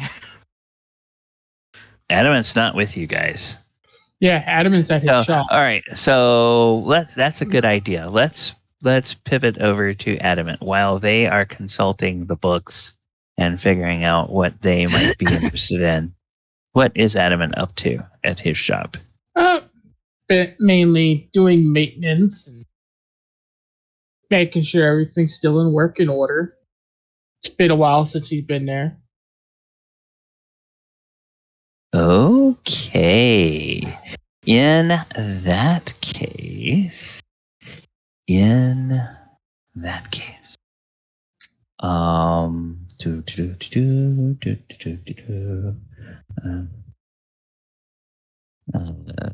see,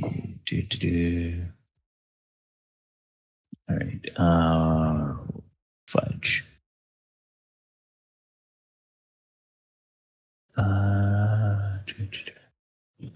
Oh, that's right. I think we have it all in here, don't we? Don't we? We have. There we go.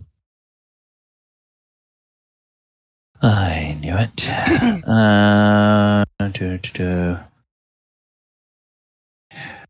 As you are working, your ears pick up or your auditory sensors pick up a noise outside your workshop. He will go take a look outside. As you go outside and look around, you notice a human figure. It's a human figure that you haven't seen in a long time. A long time. But it's a face that you will never forget. Oh no. And that face looks at you and it sort of darkens. And you recognize the figure of Brewis Baishi. Brewis, the stout, the stout human with short blonde hair and brownish amber eyes. And he is out looking around the front of your shop, and he goes, "You're still alive." Yes. Yes, I am. Then he sort of spits on the cobblestones. He says, "I knew it was too good to be true. I heard you had died."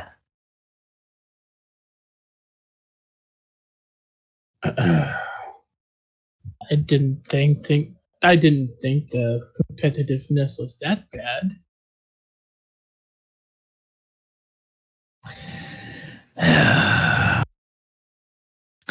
I was thinking that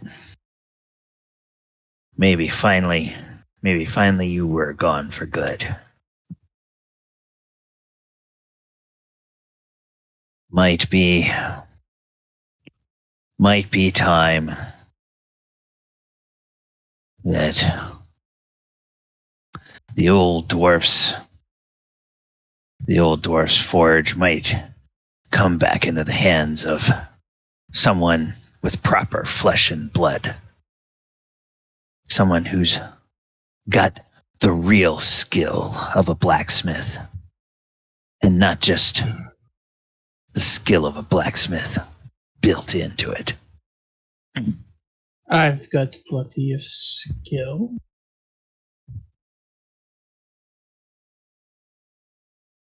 Yeah, but only because the old dwarf designed you that way. I had to learn just like you. And he kind of sneers. Oh, he kind of sneers at you. He says, I've got my eye on this place.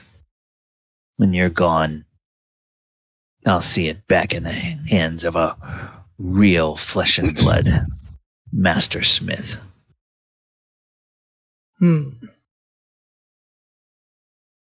I have people that would argue that. Why don't you come inside for it? And he looks at you suspiciously. He says, why? So you can thin the competition, melt me down in your forge, Oh, the forge isn't turn even me into fired up. ashes. The forge isn't even fired up.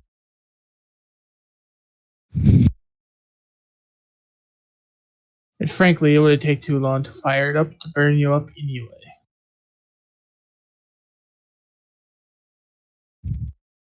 And he sort of straightens his tunic a little bit, and he says, and crosses his arms in front of his chest. He says, anything you want to say to me, you can say here in the street. Well, I was going to offer a bit of hospitality, but apparently that's not allowed, yes? Hospitality from a machine. That'll be the day. Well, I do have some of my master's liquor left. I can't drink it. She kind of shrugs.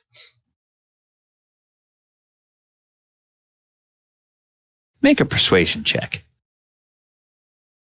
With disadvantage.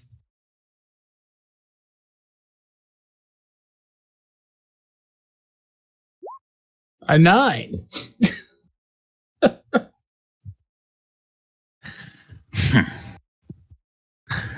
I bet that old dwarf just left his swill around. Now you It's know. liable to be poisoned by now. Do you know that he had better taste than to have any kind of swill? He just sort of gives a non-committal grunt, and he says, "Good day to you." He turns on his heel and he walks back up the street. You sure you don't want to come in? No, I was don't. going to offer you something else as well. Whatever it is, I don't want it or need it. Well, I suppose my master's tool will continue go unused then. He starts to head back inside. And as you turn, you notice there's a little hesitation in his footsteps. But you also notice there's 2 or 3 other people that kind of have been out in the street and have partially overheard, and they're kind of looking at him. And he just sort of seems to notice them. And then he just shakes his head and he keeps on going. Adamant just kind of shrugs and goes back to what he was doing. Oh well, I tried. Yeah, the problem with him has always been his pride. Mm-hmm. So, all right. So back. Actually, we're at the top of the hour, so this is a good time for our break, and that'll be a good time for those in the magic shop to see if they can come up with anything that they would be interested in. And Galapar, if you can't think of anything right now, you can always go and sell the belt, and then later on, when you think of something. I have found a couple items I was interested in. Okay, all right. So we'll go ahead and we will take our break, and we will be back in a few minutes. I'm going to go over here. I'm going to go to the clock. Hey, thank you, chat, for hanging out with us this afternoon. We really appreciate it. And we will be back from our break in a few minutes. While we are gone, enjoy the Stream Beats music. And I'm going to put myself on mute and go grab something to drink. Well, we weren't trying to bore you guys. We were just trying to. We didn't expect you to like waylay us into a box. So we were like, well, do we just try to dimension door us out, and then we have like something cool happen between us, like at the end, and then Gally cut us off just when we were starting to get good. I would say you guys can actually maybe do a discussion off-site, so to speak. What do you mean? Well, just at some point in time, the two of you get together and with Gally, just to kind of make sure he's in on kind of what's going on. But it's kind of we kind of have. Yeah, it's kind of that fade to black moment where. What? No, we've had that talk. That was not even sexual at all. That was. I'm not talking about that. I'm talking about the other version of fade to black, as it's just kind of like, okay, there's going to be probably a several hour conversation. Yeah. We didn't want it. I didn't want it to take a long time. It's just. So, I mean, nothing saying that conversation can't happen. Just. We were trying to have it, and then they threw Barnabas in the middle of it, and we're like, fuck. Yeah. So then that kind of like threw us for a loop. I don't know. What did you think, Alora? I mean, Ivy. Oh, she's here. I am here. Oh. I understand where he's coming from. Like, we could have went on all episode and continue talking. So it's I understand where he's coming from. So I did not want that to happen, but it needed to make sense what we were gonna do stuck in a fucking box. Otherwise, it was just pointless. Well, it's basically put everything. Did we do a good let's job say that conveying they that, or short. do you think it was awkward, or do you think we made the best we could with what we had? I think you were fine. Okay, cool. I don't know how much you have to spend on something.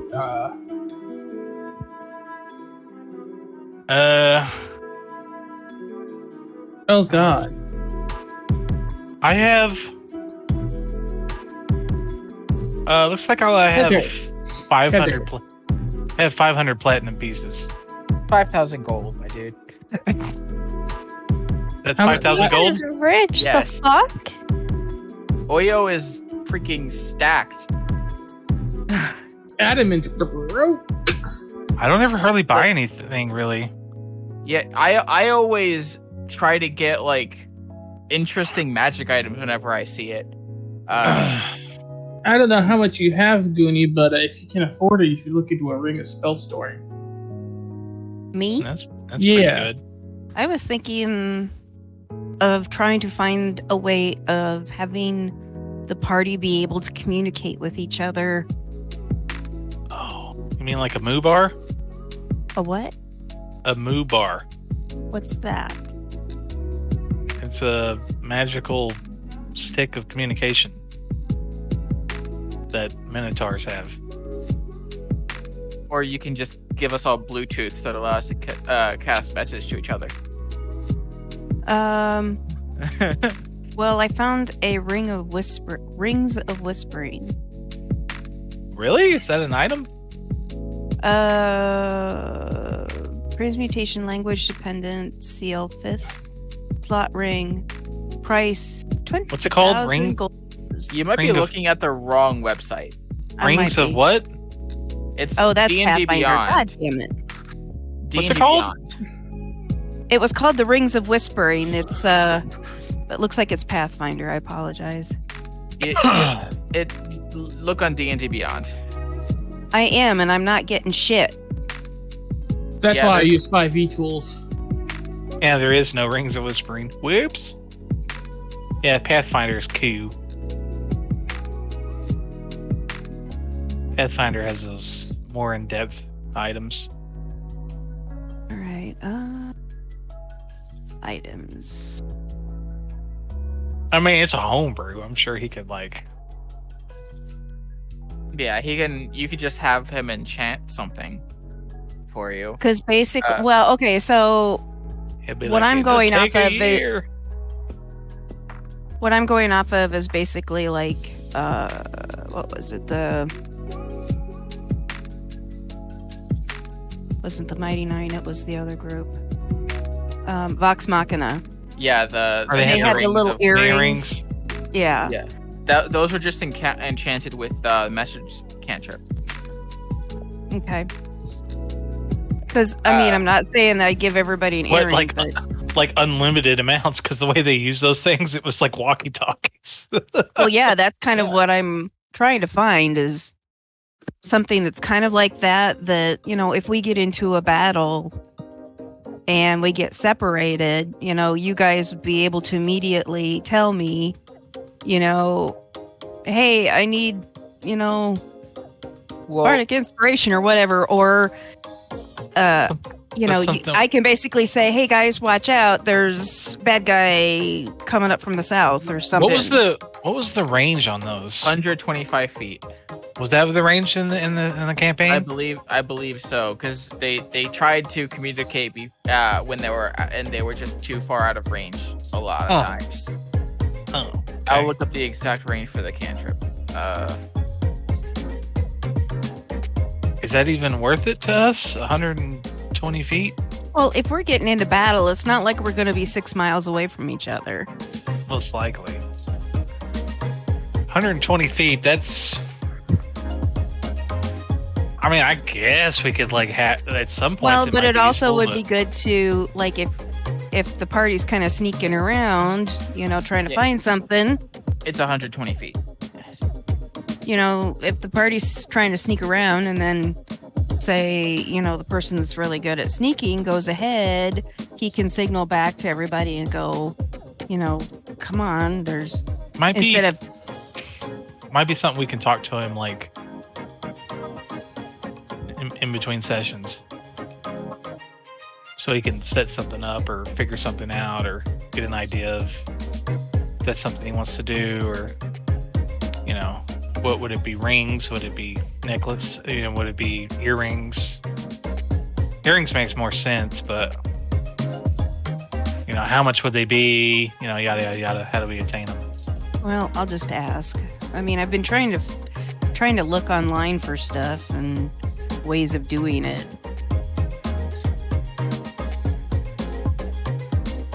I mean, they can be a homebrew item of, let's say once a day they have to be stored together for an hour or something to be able to keep connected or whatever. And if they don't get kind of recharged off of one another or something like that, then, it's basically like having a dead battery. Well, that's something more like a custom item that you can probably talk to Galabon about, and he can probably do something about it, like the crook of yours, no?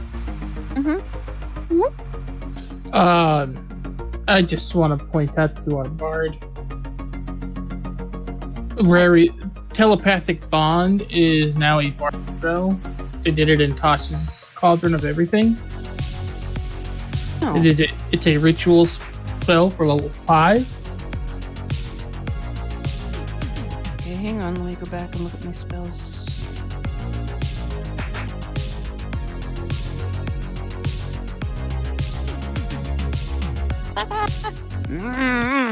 There it is. Okay. So, what is it called again?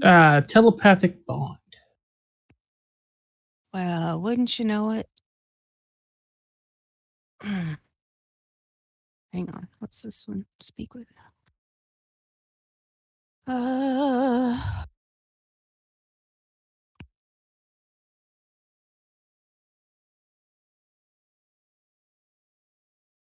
Here you go. I'll send it to you. No, I got it.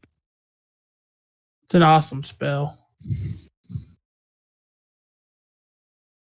That's what I was looking for. I'm like, I can't. I thought in one of my games like a while ago that somebody had something like this. It might have been a homebrew item. Right. No, this is actually I'm talking about a game that I had played in and recently, you know, and they did this. So, well, I guess the thing would be is then see if I can't find the a spell scroll with that ritual on it. What does OOC mean? Okay. Out of character. Out of character. Oh, yeah. Okay. So I figured out what items I want to at least ask about. Okie dokie. Let's go ahead and get back to the in-game slate. All right. Go for it. I posted the items I'm talking about in the magic item pricing list. So okay. just so you know the exact item I'm looking for when I talk about, because Galabar wouldn't know the exact naming of it. Right. Okay. Galabar will walk up. He'll say, "Well, I've seen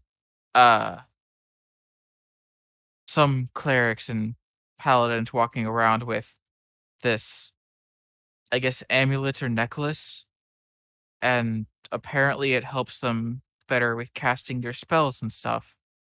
Would you happen to have something like that?"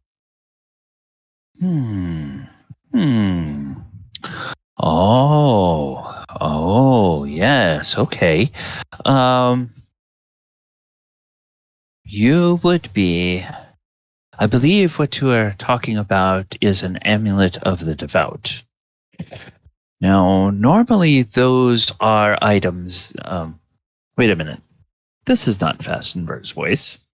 Fastinbr is a halfling. Fastinbr talks like this. No. Yeah. Oh, okay. Yeah, Galabar. I believe what you're talking about is an amulet of the devout.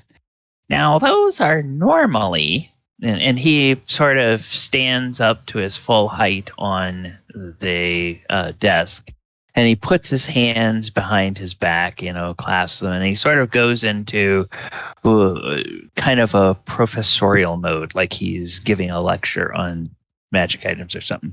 He says, now, normally those are given out by a church to their most devout followers, but every now and then they do come into the possession of adventurers, and sometimes those adventurers, they trade or sell those at magic item shops, and it just so happens that I do have a couple of those. But now you would be looking for something from from the Church of Bahamut.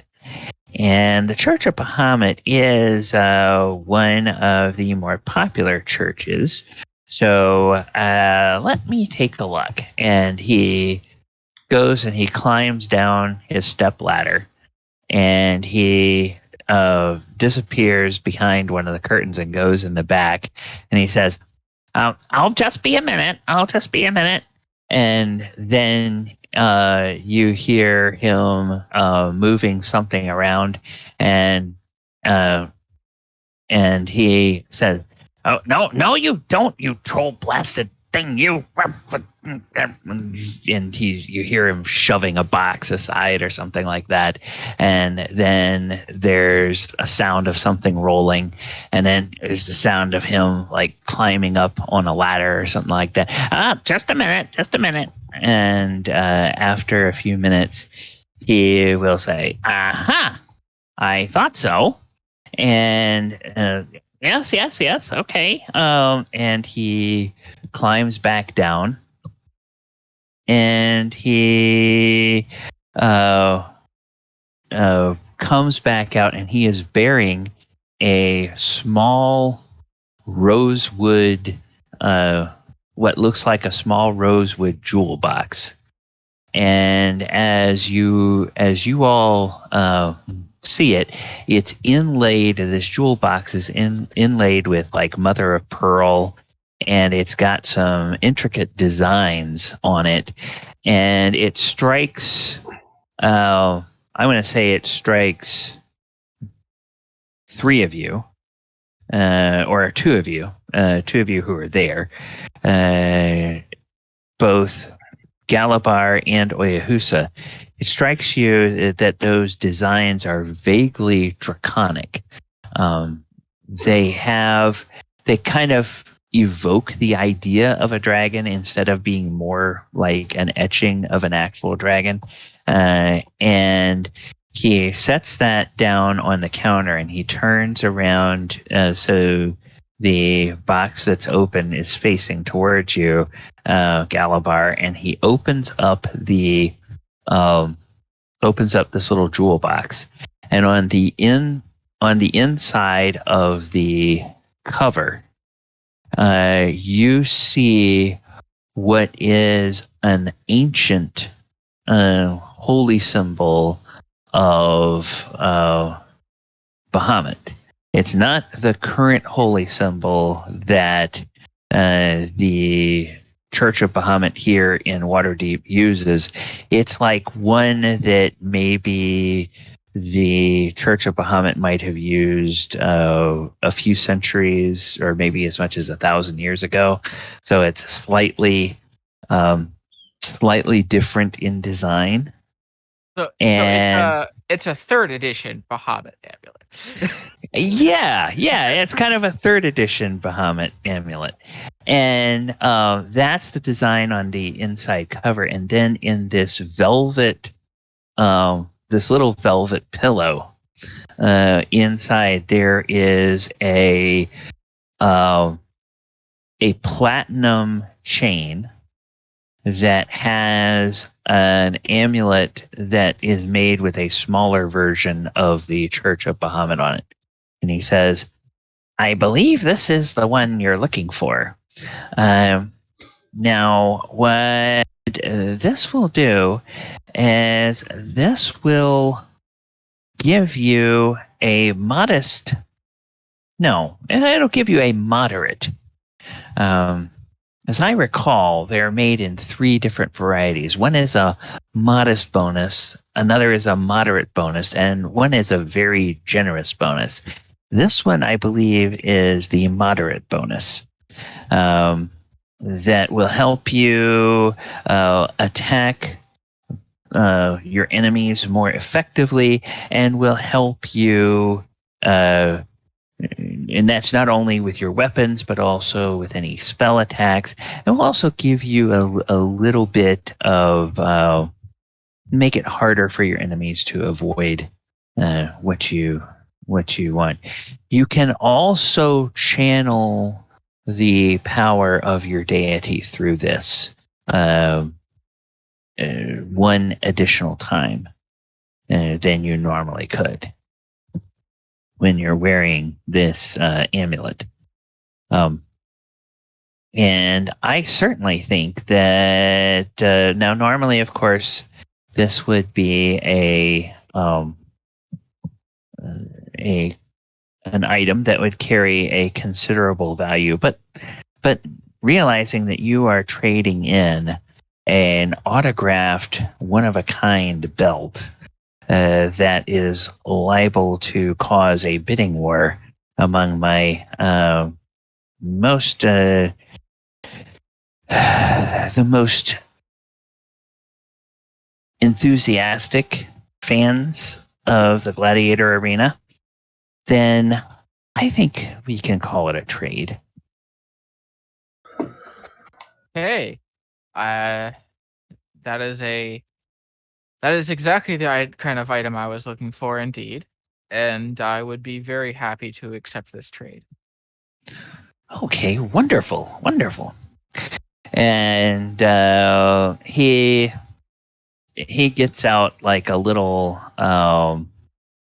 tool where you can etch your name in the leather of the belt, and you etch your signature, and he looks at it very proudly, and he looks up at Oya Hussein. He says, Oyo, this is going to be wonderful. Now, what about your other friends? Do any of them have anything that they want to buy today?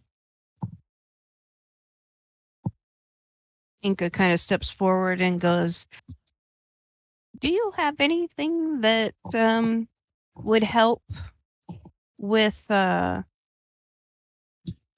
communicating amongst teammates when perhaps we're in a battle or in a situation where we don't need to let other people know what we're saying?"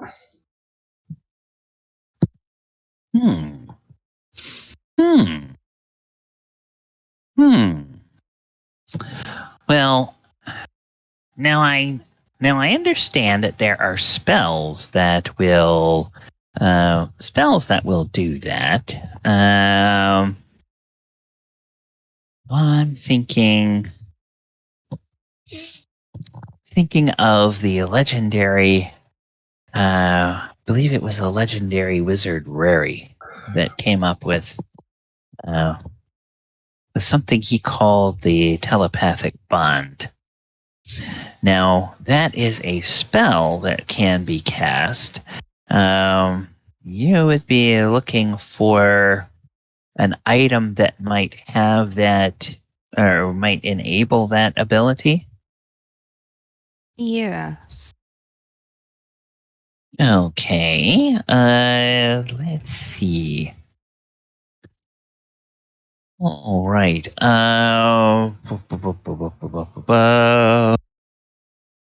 Okay.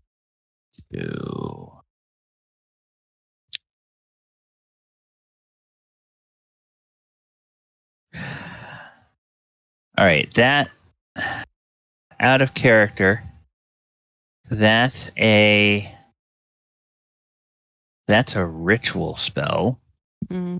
And it's available to people who have 5th level magic, which means it's a minimum of a 9th level character.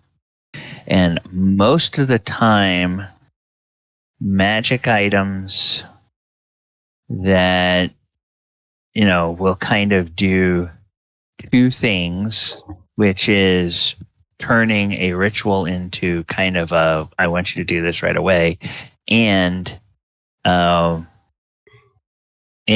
something at one tier of magic. Those tend to be the next tier up. So I think anything that would do that would probably be a tier 3 or very rare item that would allow you both to change telepathic bond to essentially an instant cast, and would do it on command.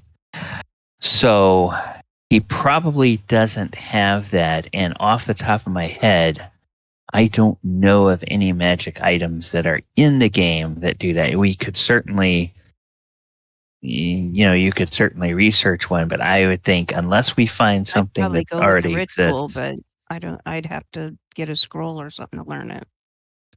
Yeah. Now, and from in D&D Beyond, it looks like that's a wizard spell. Actually, it shows up as a bard, isn't it? Didn't it in the 5e tools? Okay, let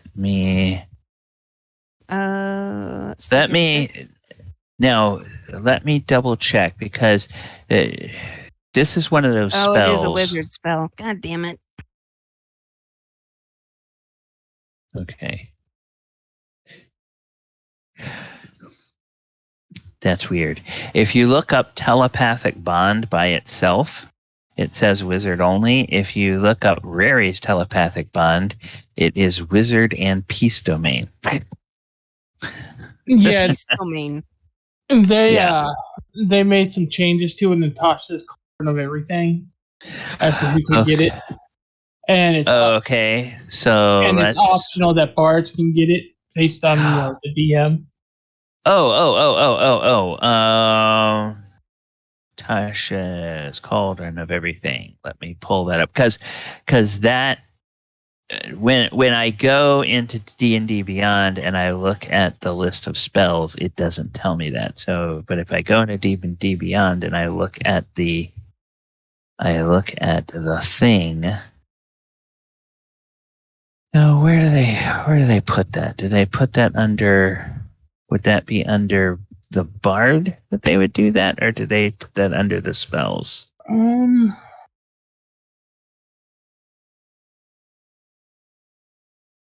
I know because the way they have this organized. Now we have to go hunting for things. Yeah. It's one of the optional variants that they gave in Tasha's. I'm not sure where they put it in Tasha's. I'm looking at it in 5e. So it's all okay. In the optional class features for Bard on D&D Beyond, it says it. Okay, so let me go to grab that. Yeah, if that is in there, I don't see a problem with that being something available to bards. Okay, there we go. Yeah. Additional bard spells. Okay. Yeah, under that. So it's curious that they don't list that as optional. With a link to Rary's telepathic bond. Yeah, I know. Okay. All right. So the answer to your question is it's available, and she could get that. So you're looking to see if he has a scroll of that you would be able to find. All right.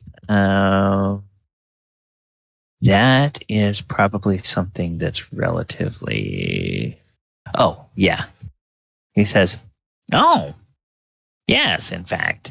I do have a scroll for that. And then I think somewhere in scroll. Okay. First level spell scrolls are rare. Yeah.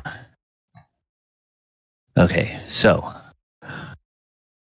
All right. 100 gold pieces per spell level. So it's a 5th level spell. So that would be 500. That would be 500 gold plus the cost of any materials. Let me just see if that does have a material component, but let me see if that material component has an actual cost associated with it. No, it's just 2 pieces of eggshell from 2 different kinds of creatures. Okay, then in that case, it doesn't add any cost to it. So it's 500 gold pieces for the scroll. Okay. So he pulls out a scroll and sets it on the counter, I guess. Mm-hmm. Okay. So then she will reach into her bag of holding and like draw out several bags of coins, and then she lays 5 small bags across the counter, or not small, but 5 bags across the counter. Each one worth 100 100. gold. hmm And he looks at you, and he kind of gets a bit of a disappointed look on his face, and he says, Lady Enka, you're a friend of Oyahusa. You don't think I would charge you the full price for that, do you? And he takes 2 of those 5 bags and he pushes them back to you, and he says, She kind of raises an eyebrow and tilts her head a little bit and said, "Well, you did say it was 500." "Well, yes, of course. That's just in case there are any other customers around listening. I would announce the full price, so nobody else would think that they could get a discount. You never know who has the ears of a troll that could overhear the slightest conversation that people have." Oh. Giant trolls. Okay. Well, thank you. So you out of character, you gave her back 200. Yep. So just mark off 300. Okay. For that. And then he looks expectantly at Elora to see if Elora has anything that she wants. Alora would be trying to look at any statues, the figurines, if he has any. The figurines of wondrous power. Figurine of wondrous power. Okay, so let's do this. It's already Elora. priced in the magic item of pricing thing. The one Okay. that she's looking for is the elephant one. Figurine of wondrous power. All right, let's go. 1,000. Yeah. Oh, come on. Machine, hurry up here. D&D Beyond is being slow today for me. Okay. Yes. Do.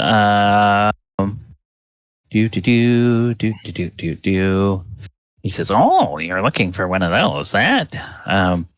Those figurines are quite handy items, aren't they? And We'll they're kind of smile and chuckle as she brings out her 2 statues herself and says, "Yeah, this is Vega Omega, and this is also Griffey." She kind of shows it to him and puts them in his hands, saying, "Okay, well, look." and he says, "Oh, you know, I'll tell you an interesting story about someone who brought in a figurine of wondrous power. I got it for a steal. And do you know why? There was this wealthy family that the figurine of wondrous power had been passed down through several generations, and it had gone through so many hands that people forgot that it was a figurine of wondrous power until the current owner's 4-year-old child was playing around with it and noticed something etched on the bottom of it and said a word, and an enormous puma appeared in the middle of the living room of the family. It liked to scare 2 of the servants half to death. They thought that the child was about to be devoured. Ah! And so immediately, the parents figured out what was going on. They caused the they caused the figurine to revert back to its normal self. They took it away from the child and they immediately brought it here so that the kid couldn't get into any more trouble. They were scared that the child was going to wind up getting itself killed. So, but Laura would have laughed at the funny part of it and says, "Well, it's only a creature. It's not like it had any control scaring over them. Poor little thing." Oh, well, pretty yes, of too. course, but they're not. Most people are not. Well, most people don't understand magic the way you and I do, and the way your friends do. They just get scared by it. But yes, here I have a marble elephant, and yes, normally, and then he clears his throat and he says, "This lovely marble elephant can be yours for only 1,000 gold pieces." And then he just takes his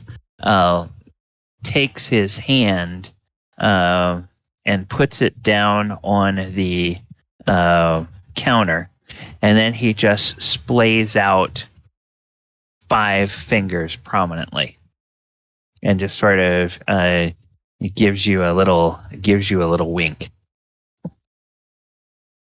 At this moment, like Laura's eyes tear up. Like, oh my god, are you serious? Like, are you serious? Is she like?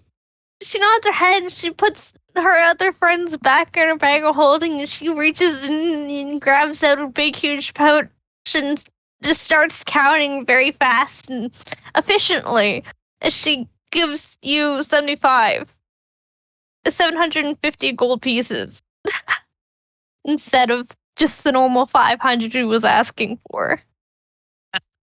And as soon as you get to start to go beyond 500, he starts to make indications like, okay, that's enough, and she continues to pull out money, and so he just starts looking around at the others of you like, okay, will somebody let her know that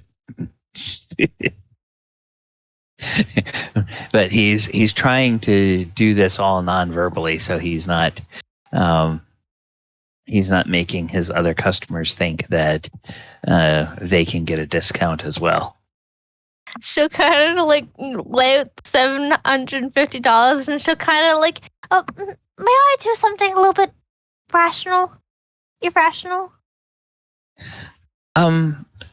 Well, of course, my dear. She'll kind of like go down to his level and give him a hug. Thank you. You're so sweet. Oh, that's very lovely, my dear. And he kind of just puts his arms sort of on your shoulders because he can't kind of reach all the way around your shoulders. He just puts his arms on your shoulders and gives them a little squeeze. And he says, "Oh, well, thank you very much." And then Oyahusa and the rest of you notice he's just sort of beaming. And he says, "I haven't been hugged by anybody that pretty in a long time." It's a pleasure meeting 2 such lovely ladies today. And is there anything else that I can help you all with? Laura will be happily just sitting on the floor looking at the elephant, just admiring the work that was put into it and everything, like all the sketches, all the markings, just comparing it to the other 2. And it's like, you know what I'm gonna name her? She's Allie. Allie? Yeah, Ellie the Allie. Okay. Elephant Ellie. Allie the elephant. Okay. All right. He looks at Oyo. Is like, "Are you wanting to get anything away here, sir?" I'm not sure I'm interested in getting anything right now, as There's something that you might suggest?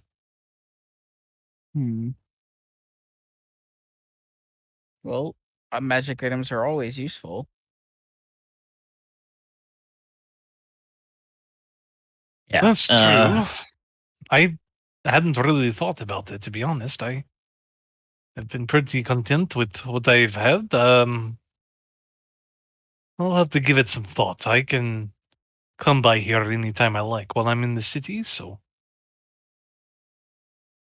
if I can think of something, I will definitely stop by, Fastinbr. And he says, "Oh well, thank you. It's always appreciated when you come by and when you bring your friends. And if you know anybody else that's in the market for some magic items, just bring them by, and I'll be happy to do business with them." We are planning, or I am planning on hosting another event at the arena. It'll be like a battle royale of sorts, or a bunch of people are fighting against each other. Maybe you could advertise. Oh yes. Oh well, I'll make it a special display mannequin for the belt, and I'll have that advertised at the tournament. People will flock to the shop after that. I'll probably not only get a great price for that, but I'll be able to sell as much in a 10-day as I normally sell in half a year. Ha! It's good to hear. Well, I'll be back as well if I ever have any money and I'm in town. So it was nice meeting you. Well, it was wonderful meeting you. And please, all of you, be very careful out there as you are adventuring, because you never know when there's a troll hiding around the corner. And those trolls, they may be big, but they're sneaky. And they will try to rob you blind and destroy everything that that you have worked for. And mark my words, if you run into trouble, there's a troll behind that. As he's going off on his little rant about the trolls destroying everything and things like that, she'll kind of blank and then she'll kind of zone out and say, Adamant. Just referring to him as a troll of breaking the tree and destroying it and robbing her from the peaceful tree and its wonderful life. And she'll say, we need to go hunt down Adamant. Excuse me? Why are we hunting him down? I think she was making a joke. He's always constantly destroying things, and she was making... Well, he is a big metal man.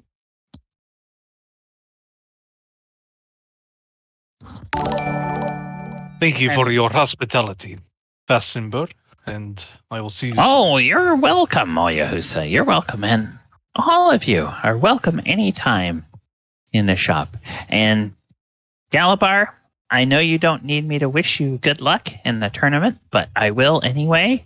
And I just hope that you make that fight last long enough that people can get a really good eyeful of this belt. Well, I imagine that a lot of people there will be targeting me first. So, well, of course they will. They will. Yuri, you look like you're even stronger now than you were when you were champion of the arena. yes, little bittersweet, as I am so strong that I cannot normally compete in the arena anymore. I would simply wipe the floor with any single opponent. So we are setting up this free for all, so it is a little bit more fair. Wow. Egotistical much?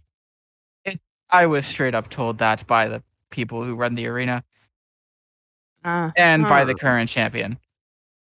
Okay. And Fastinbr says, "Yeah, I never lost any money betting on Galabar when he was fighting in the arena. And I'll have to go and see who is going to be lined up against him. I may still put money on him, even if the whole lot of them tries to fight against him."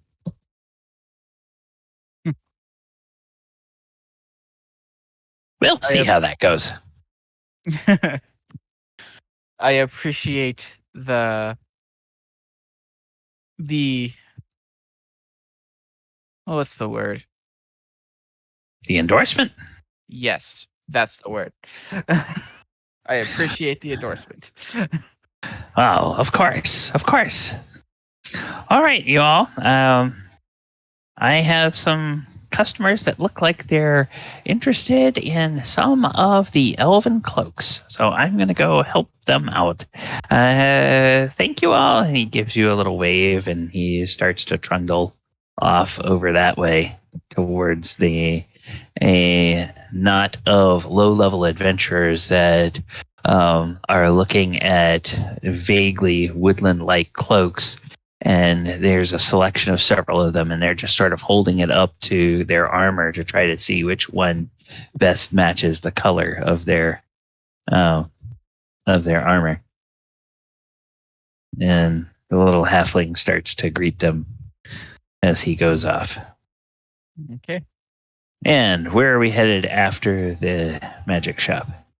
Oh, Galabar has no plans for the day, so he'll turn to the others like, anything you guys want to do for the rest of the day? I've already got my mask. I've got, well, basically everything I wanted to do today out of the way already. Well, perhaps I should check on my tailored to see what he has done for me so far as my costume. I don't know. Ladies, do you need anything before the grand event is upon us tomorrow? A costume?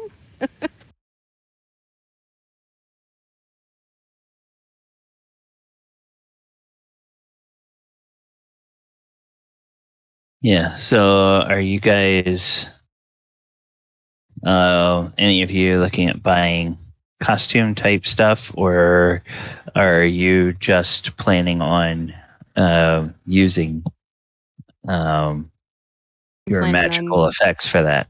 Nope, I'm planning on buying a costume. Okay. All right, so we know that Enka is going to go buy a costume. Mm-hmm. What about now?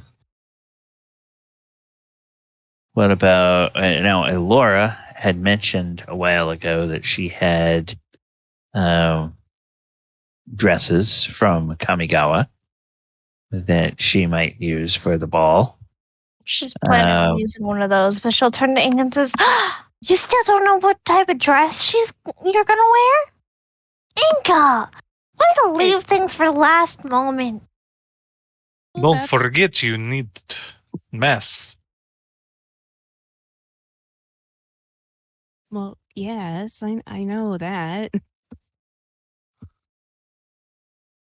Just need to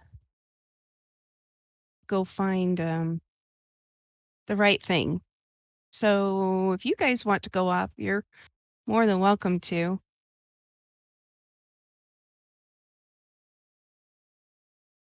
Well, I know I need a mask too, and I feel like everyone needs a mask, don't we? Well, are we going all together and everybody knows what we're wearing, or were we supposed to go separately and it's supposed to be a surprise? We already agreed on this. We were going all together. Oh, okay. thought Alora was going to wear her brother's mask. That is that true? She has 2 masks already, which is the one that her brother gave her and her brother's mask as well. Oh, the one he gave her. Yeah. Okay. I Yeah. think that's the one you're going to use. Yeah. So she's hesitant on wearing them, but at the same time, she isn't fully committed to the idea of doing it as well. Okay.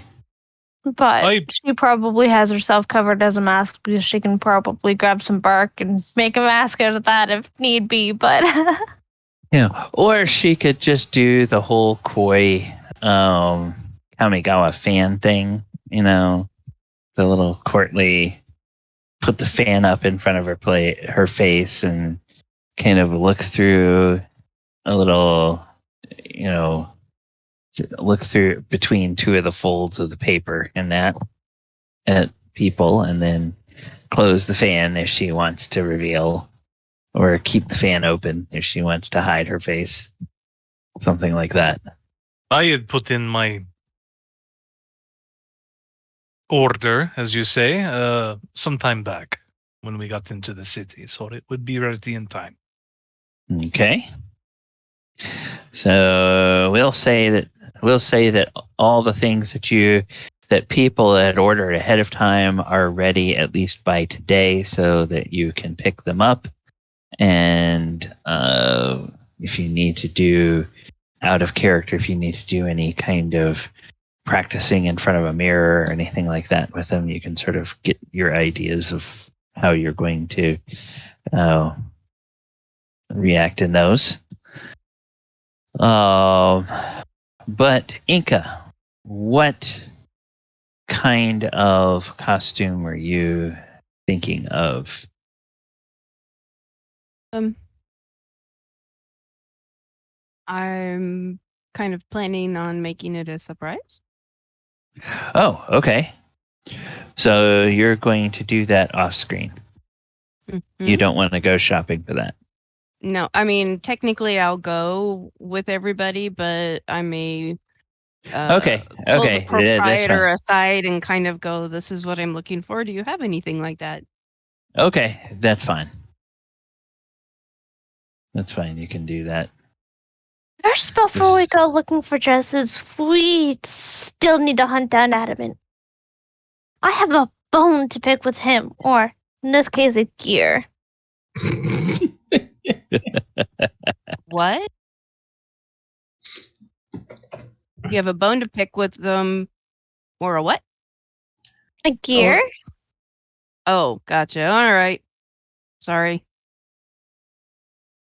She'll kind of turn to Oyo's little friend and says, "Well, it was very nice meeting you, and thank you. I promise Ellie isn't in her right hand." She'll kind of smile a bit, and she'll kind of grab Oyohusa and says, "Come on!" And she'll kind of push on Enka as well, out the door. Getting pushed on, I'm sorry, I'm coming. Yeast. Okay. All right. So Cover! Come on! She'll kind of edge him out the door too. Galabard not even budging at the fact that someone's trying to push him and just starts walking out the door. yeah. All right. So you guys leave there, and if there's no shopping that you want to do on screen, do we want to advance that? Oh, that's a good question. All right. If there's no shopping that you guys want to do on screen, we can get you back to wherever you want to go. Are you as a group staying this evening at Lady Silverhand's estate, or I would presume Galabar is still staying with his mother? Yep, he promised her. Yeah. Oh yeah, we gotta at dinner tonight. Yeah. No, Mhm. it's the day after the. It's the Oh, day is after it? the ball. Yeah, I thought day it was after the before. ball. My bad. No, that's all right.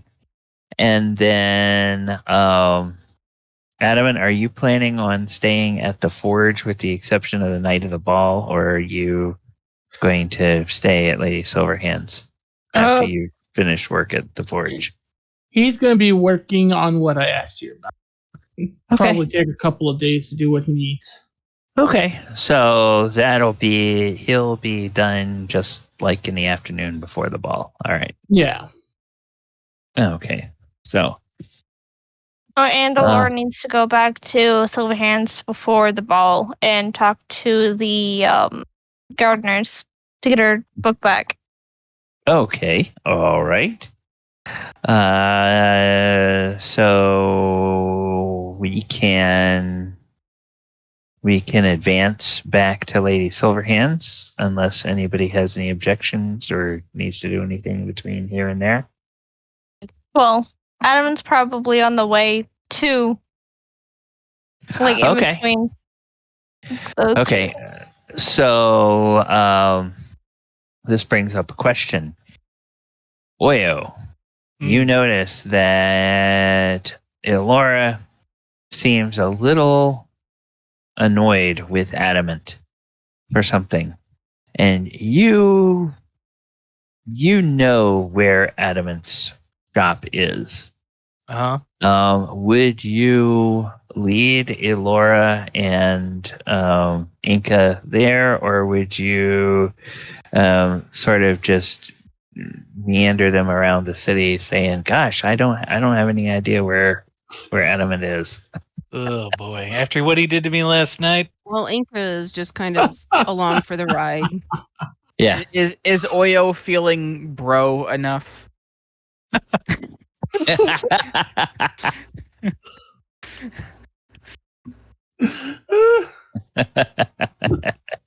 We could go to Adamant's shop, Elora, or we could go visit Volo. That's a terrible choice. You say that, and Enka just manages to hear it and goes, "I vote for Adamant." She sits there pondering for a moment and says, "Well, you guys want me to be angrily at him? Like, talk to him and things like that, right? At Bolo? I forget what that plan was." Oh, I'm not sure. Did we decide definitely on that or not? What are we doing with Volo? Thought we did. Enka, are you feeling all right? Out of character, Enka can't remember. I can't remember anything. Sorry. There was a suggestion that Volo, somebody had suggested to the party that Volo might have an interest in spending some time with somebody in the party, and everybody has pretty much decided that means he has some interest in Elora. I think we discussed that maybe we could use Elora to like probe him for like information about. There we go. Orange That's what it was. Okay.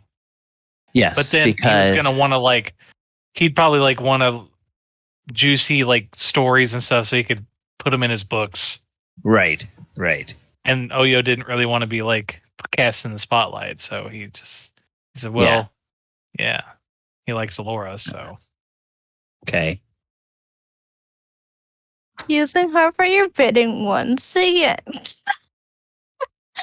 I'm not sure that's a great idea. It was just an idea.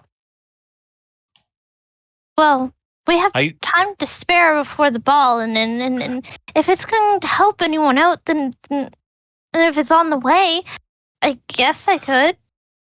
Well, I did do a divine casting, and Tatsumasa answered it and told me that, how do I put it? She said that my creator says where Omen Dran makes deals, profits almost always grow for all those involved, as do the cost. Which is a pretty favorable omen, if you ask me.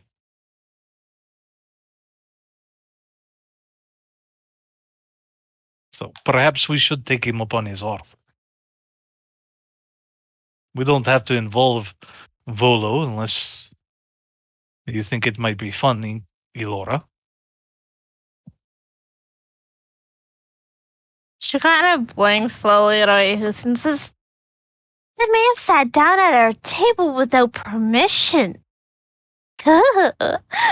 She'll kind of shiver and get the chills. I don't see what y'all don't like about Volo. I think he's a very nice guy. You He's know what I very mean? slimy. Like, he's he's very pompous. knowledgeable. He's quite charming. He's very knowledgeable. Well, That sucks.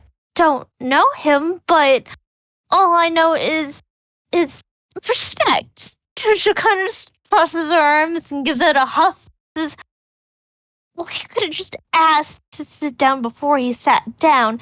Yes, later in the night when I adjusted, he got up from his chair and then asked to sit down and then to the correct way. But he still should have known better at the first."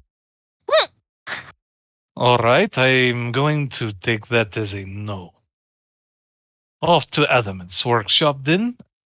I show you, and he starts leading them that way. Okay. And Adamant, you are in your workshop and you hear the sounds of several sets of approaching footsteps, at least 2 sets of approaching footsteps. Perhaps a third. It depends on how stealthy Oyahusa is trying to be. I mean, he's passively kind of shady. What? Well, his ability to perceive passively is off the charts. It's True. I think if he wants to be stealthy, he's got a high stealth roll, but it's like there's no such thing as a passive stealth. He would have to. He walks very gracefully and airy though, so Yeah. Okay. I wouldn't say he's like he doesn't just he's not stealthy, but you probably wouldn't hear him coming very easily until he was within a few feet of you, I imagine. Yeah. You would definitely hear the footfalls of Elora and Enka ahead of time. Oh, yeah, definitely the stomp of Laura. Thud, thud, thud, thud, thud. Elora would probably be running her mouth or something, or Enka at that point. Yeah. I'm gonna tear his ears off so hard. Yeah. And accompanying those footsteps, you hear some familiar voices of your companions. So they appear to be approaching down the street towards your abode. How should I handle this?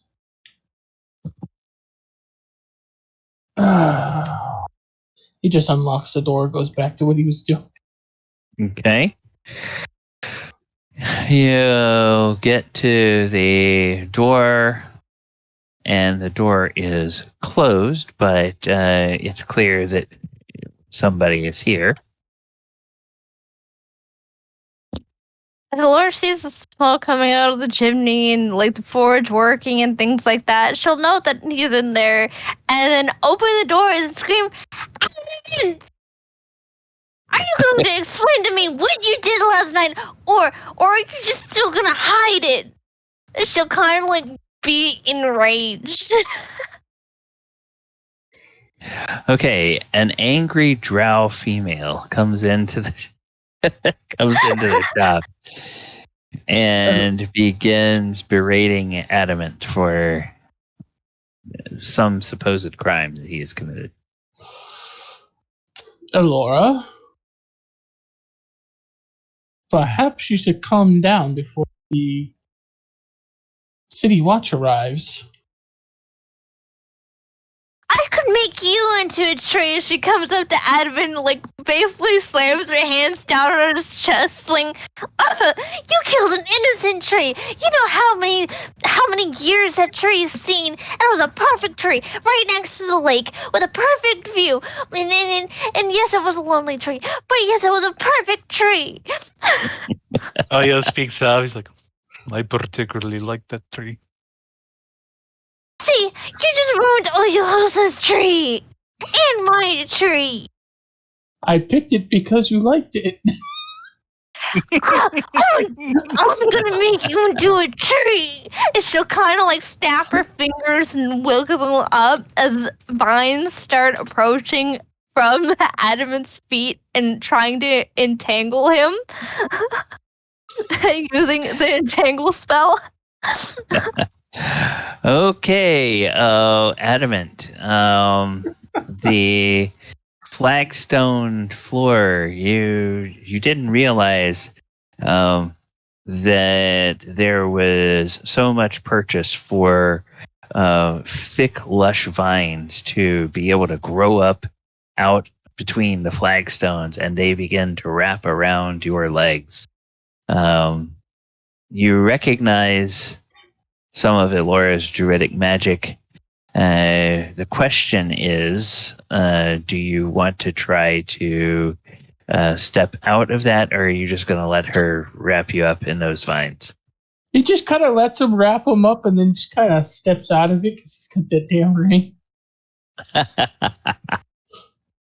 Yeah, ring of free action. So, yeah, the vines wrap around him, and then he just sort of looks at them and very unconcernedly just sort of steps away from them.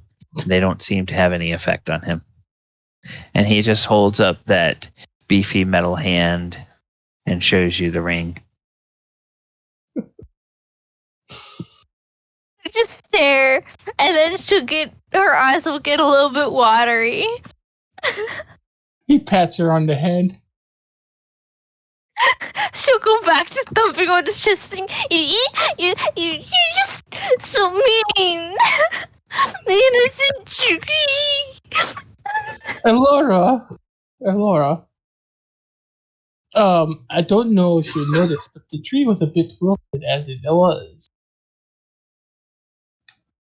Oh, I could have just healed the tree instead of you chopping it down. And she'll kind of wipe her tears out her eye. She'll kind of like huff a bit, like angrily still. Well, I mean, it's not like it was a weeping willow, am I right? No, it felt nothing. If anything, the spell I used, it was quite a natural magic. Ugh. Tough crowd. She'll just stare back at Oyuhuse and give him a dirty look, like an intimidation look. Galabar just walks in after you guys and says, "So, Adamant, what are you working on?" Breaking Oh, my heart and killing trees is what he's doing. That's what he's looking on. I am working on a new project. What Oh. kind of project is this? Well, I kind of want to keep it under wraps at the moment. I'm trying to figure it out. And in the meantime, Laura's trying to kick Adamant's shoe or try and take the ring off Adamant's finger or something. Adamant just holds his hand up high. I wasn't sure that your workshop needed to be a secret, my friend. Oh no, you're fine. I had a visit from one of Stilgar's apprentices. Yes, not apprentices. Rivals yesterday. Oh, anybody I know? Probably not. He's one of the lesser blacksmiths in the area.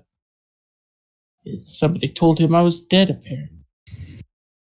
Enka, lift me up so I can grab the spring. And Inca's, I guess, probably overlooking at something on the. Lots of dwarven work on the walls. At some Lots of the of stuff on dust, the walls. too. Lots and lots of dust. Enka! Bisky. I'm not sure if what I'm trying will work, so I'm trying to keep it a secret for now. But if it works, I think, perhaps you'll all be surprised. Hope so.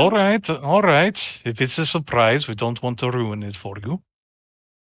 Surprise, like you locking us in a box filled with a wonderful tree, which could have lived for like 100 more years. Or more. It was a beautiful oak. It's made for a beautiful box. It's Lori the listener temper again, like slams her fist down on Hammond's chest. I mean, if you were to like cut a door into it, it could be like a shed for that inn. Or an outhouse. Or a That's fishing that's a house. big box for an outhouse. Or a fishing house, you know. Keep fishing gear there.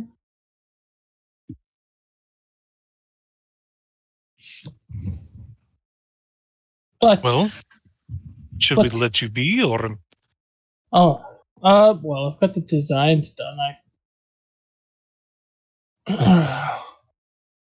I could step out for a bit. What did you guys have in mind? well, nothing really. We didn't have much planned. Oh, well, kind of looks around. I haven't had much of a chance to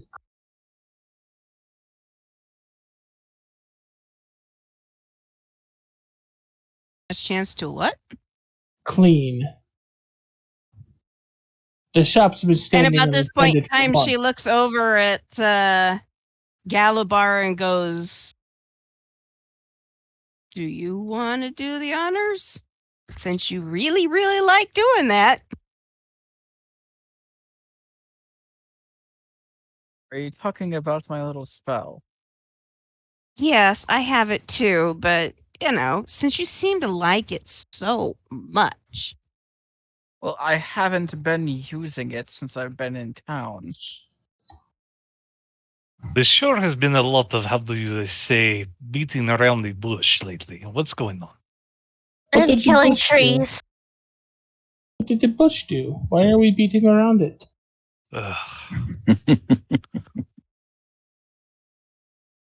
That bush must be punished. What spell are you speaking of? Digitation, and about that point in time, she pretty much casts it on. Can I cast it on an area, or is it Yeah, it's a person? 5-foot area. It would take a few of them to Yeah. clean up the So at that point in clean up time, the she's just area. like, okay, fine. She starts casting it everywhere to get rid of the dirt and the grime and the. They could have dusted. Or we'll just blanket at him and say, lift me up. Up. Adamant closes his hand into a fist. How's that supposed to help? You can't take my ring off. Still, no, They welded on. that's not what I'm going for anymore. Oh, She'll kind of like frown her eyebrows a little bit more. He picks her up. She'll pick up the vines that was around Adamant and kind of like try and put them like as they continue to grow, because I think they grow 20 feet. Well, a while.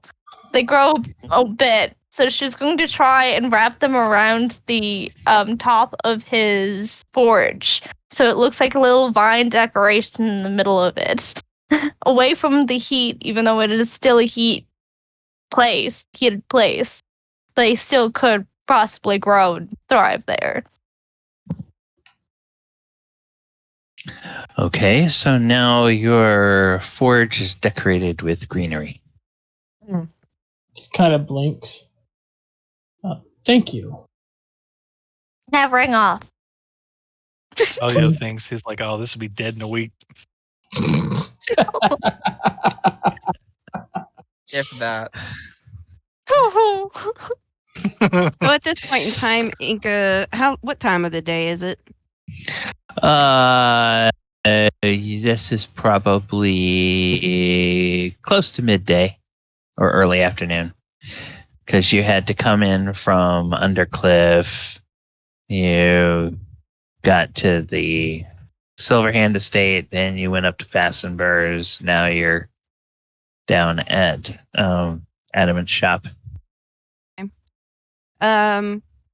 She kind of looks at everybody and goes, "So let's go for an early supper, shall we?" There's nothing really else. Well, I guess Adamant is working on his thing, but there's nothing else we really need to do. Adamant needs to work on an apology. I should still kind of be huffy and cold towards Adamant, give him a cold shoulder. Adamant, give me an insight check.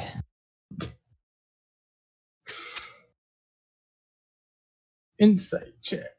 I'm not convinced you could give Adamant a cold shoulder, as his shoulders are always warm. Indeed. Yes. Adamant, you can tell that Elora came here expecting some expression of contrition on your part. And thinking back over the last couple of days and the conversation, probably wants you to express some sort of remorse over the fate of the tree that was used to make your box. It's up to you whether you want to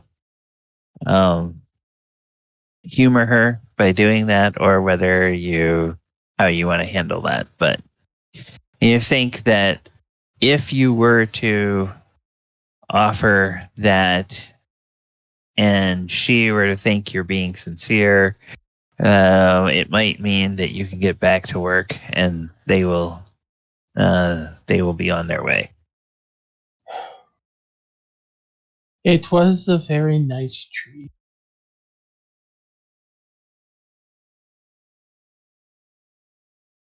And perhaps I could have used something different.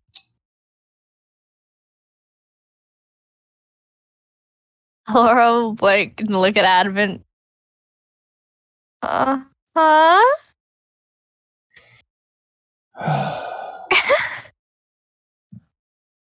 I'm sorry I used a tree to make a box. Laura will smile and say,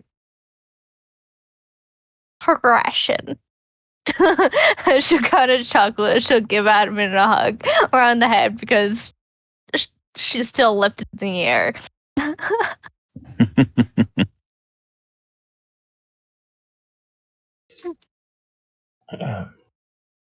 I am still learning. I have to be careful with nature. Especially around me, or else you will be turning into a tree eventually. But I'm made She out kind of of pat him on metal. his head and said, huh? I'm made out of metal. How are you going to turn me into a tree? You know those, like, I believe they're called corbi trees or something like that, where there is actually trees that are made out of metal. Like, they're just for decoration and things like that. But still.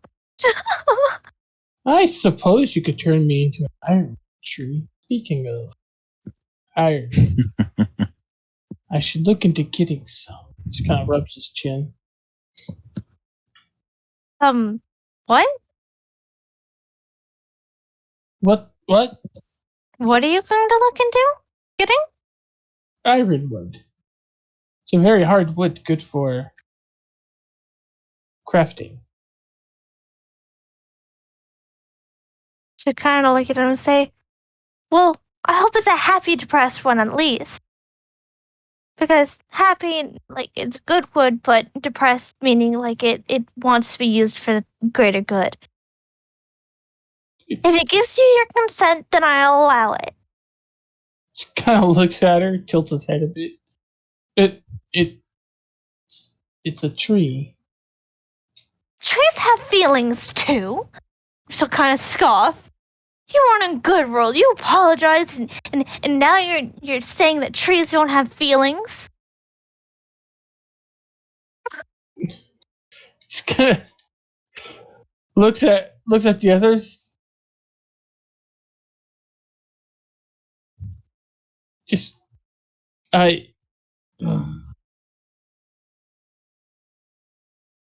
you confuse me. During this conversation, Oyahusa, Mm. you receive a sending. Uh-oh. The sending is from Lady Silverhand, Hmm. and it says, Oyahusa, there is a druid that is here at the estate who is asking for you, your entire group. She is rather insistent, and she seems to be showing me a symbol that she thinks I ought to know. Symbol that looks like kind of an interlocking letter A and letter I.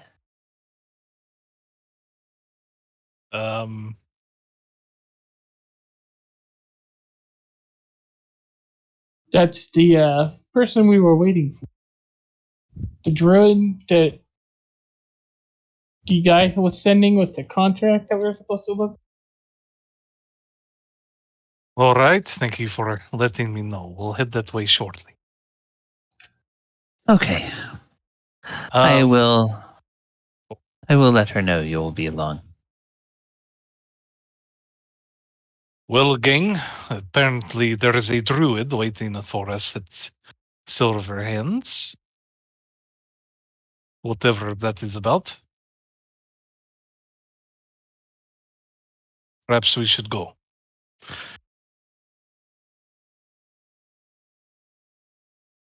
Laura will just be staring at Adam and giving him a cold look.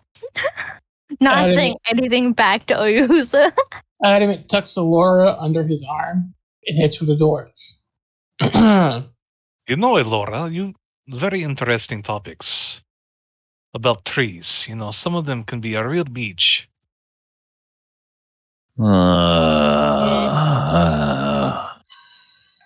And he tells more tree jokes as they Light walk. the birch, and then you die. Life's the virgin, and gosh. I wish you wouldn't make such jokes. Really, Pete? So is everybody in the group going? Not anybody else. That's not fair. Is everybody in the group going to head to the? Okay, all right. Let's go ahead and do this. Let's go ahead and do this. We will go do this. And then through the magic of moving maps, you all travel across the city and return to Silverhand Estate. And you find yourselves led into one of the rooms where there is a large conference table, and you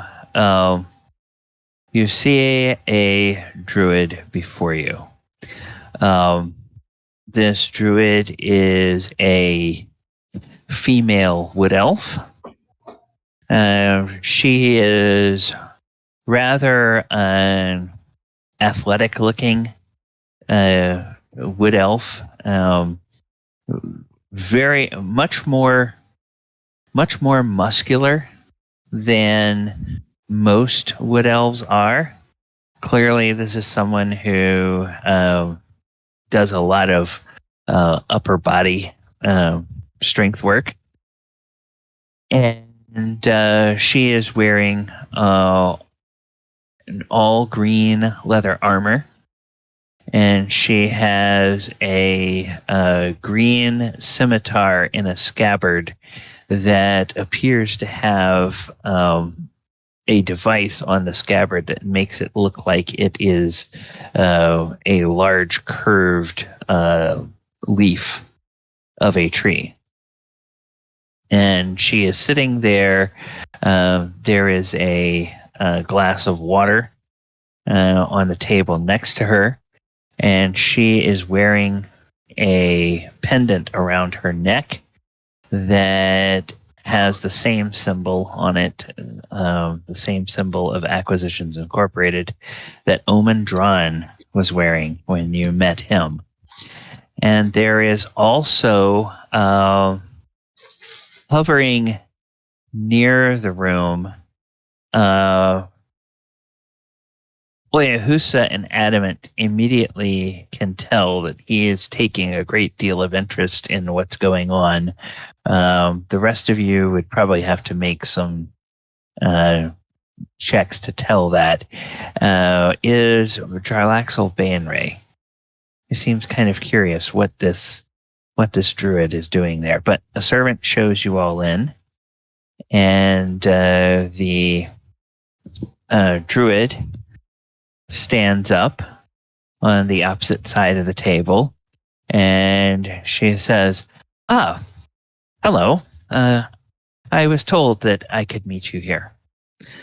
My name is Walnut Dankgrass, and I am from the Red Larch chapter of Acquisitions Incorporated.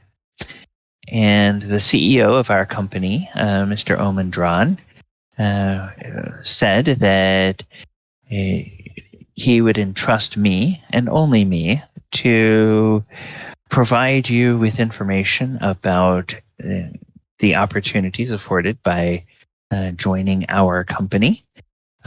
I am, for 3 quarters running, I have been the #1 documancer in the company, having secured more contracts for jobs than the documenters of the other chapters of Acquisitions Incorporated, and helping to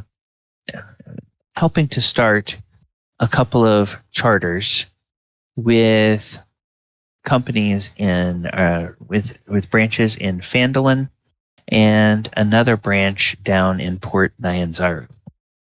So I believe that from the briefing I've had, you would be looking at a different kind of charter than we have extended before. And she takes a satchel that looks like a messenger bag, takes it, puts it up on the table, and opens it up, and it's got the Acquisitions Incorporated logo on it. And she begins reaching in to pull out documents. And as she reaches in, you all notice 2 things. You notice that on the inside flap of this pouch, there are 2 oval type areas that look for all the world like they are eyes that have pupils that seem to be sort of focusing on her hand as she is reaching into the bag. And you notice that as she reaches towards the mouth of the bag, it actually sort of opens a little bit wider of its own accord, as though the top of the bag were actually a set of lips of a creature. Enka leans And into Ivy and goes, "That's not natural." Gallibar just looks really confused because nobody in the party explained to him what's going on. Hello, kind of consist. Is that a mimic? and she looks up. Pardon? A mimic? No. Oh, No, this is a rank 3 Documancer bag. And if you become a chapter of Acquisitions Incorporated, then the Documancer of your group will, upon attaining rank 3 within the company, will have your own rank 3 Documancy bag. It's very handy. And not only does it supply the exact documents that you need at the time that you need them, but it also can send them immediately back to home office for immediate counter signatures and review by the legal department when that is needed. Can I make a check to see if I know anything about Acquisitions Incorporated? You sure can. Oh, what is the check? Let's say that would be from your time here in Waterdeep. So I would say let's make that a history check. 14. A 14. You've heard of Acquisitions Incorporated, and you know that they have a very okay, there we go. Where is that? Okay. Oh,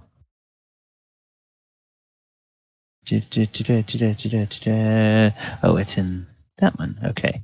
There we go. You know it has a mixed reputation.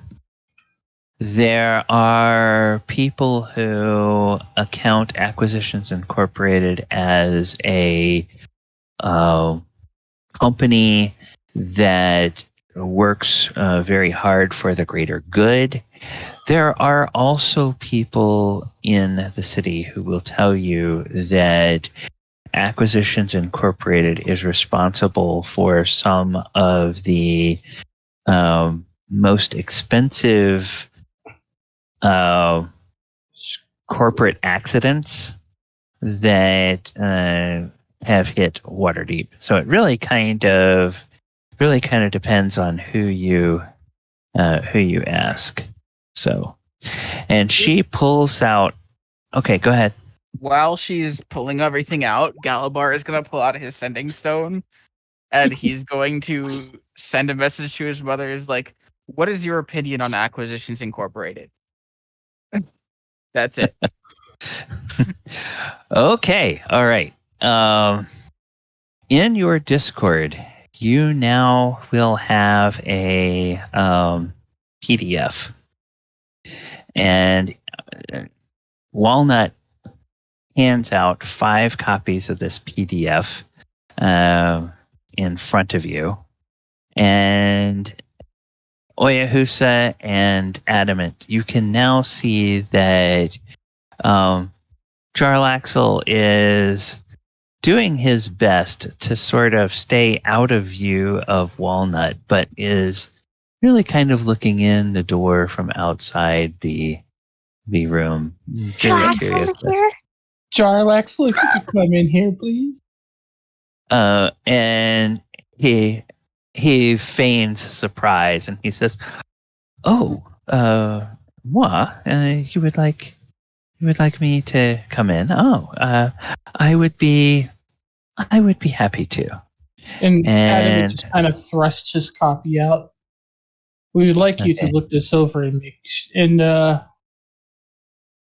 tell us what you think. okay, and he will come over and he will sit next to Adamant, and Walnut will say, "Excuse me, sir," and she'll say to Jarlaxle, "Are you part of the adventuring company?" And he Legal says- representation. And he turns to Adamant and says, "The Warforged took the words right out of my mouth. I represent them in matters dealing with the ambassadors from Ravnica, and I would be happy to. I have offered to be their general counsel in all such agreements."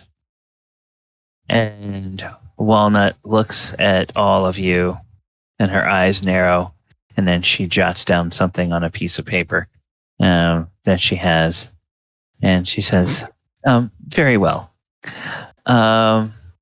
What you have before you is you have a proposed franchise license agreement for you. And as I said, this is going to be a unique license agreement. Now, normally, when we issue charters are for a specific area, geographical area, limited to a single plane, and within 5 miles of the home base of the chapter.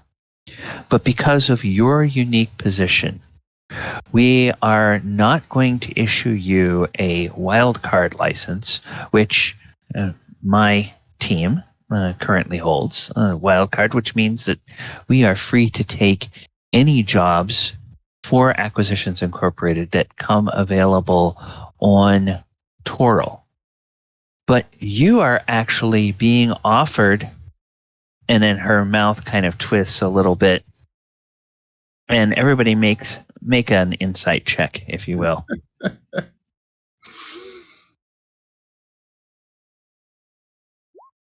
$19. Wow. Galabar, Laura, Adamant. Enka, 20. Enka. Wow, okay. Oyo, you think that look is a look that means that she's not happy. The rest of you realize that look means she's extremely jealous. Passive is 19, if that helps. Oh, okay. Yeah. Then you know it's it's jealousy as well. All of you recognize this look as jealousy. And Galabar smirks a bit.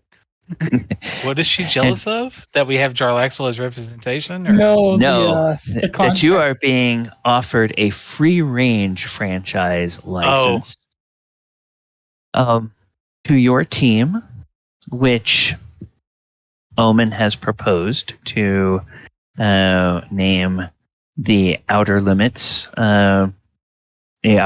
team.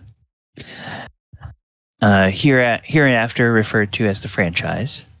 This would allow you to act as the exclusive representative of Acquisitions Incorporated, hereafter referred to as AI, in any world on the material plane that is not Aber Toril, and any world on any plane that is not one of the 7 upper planes as defined by the Great Wheel of Cosmology. And you will see that in Addendum 1B of your document. The franchise has first right of refusal for any and all business opportunities, quests, dungeons, bounties, pyramid schemes, and other sources of income originating within your territory. Such activities shall not be interfered with by other AI employees outside of an official complaint and review process overseen directly by, and again, there's that little jealousy, by Ominifus Hereward Drawn, CEO. The franchise is responsible for delivering to the AI home office by the first of every month a franchise operations fee to cover management costs in order to maintain AI standards and quality, as well as provide the franchise managers listed below maximal time and energy to pursue profit-making opportunities. The fee provides AI with the necessary funds to secure a stable office location and the salaries of one major domo, one intern, and 2 sub-employees. Salaries of any additional employees deemed necessary will be paid directly by the franchise managers and will not be covered by the fee or AI upper management.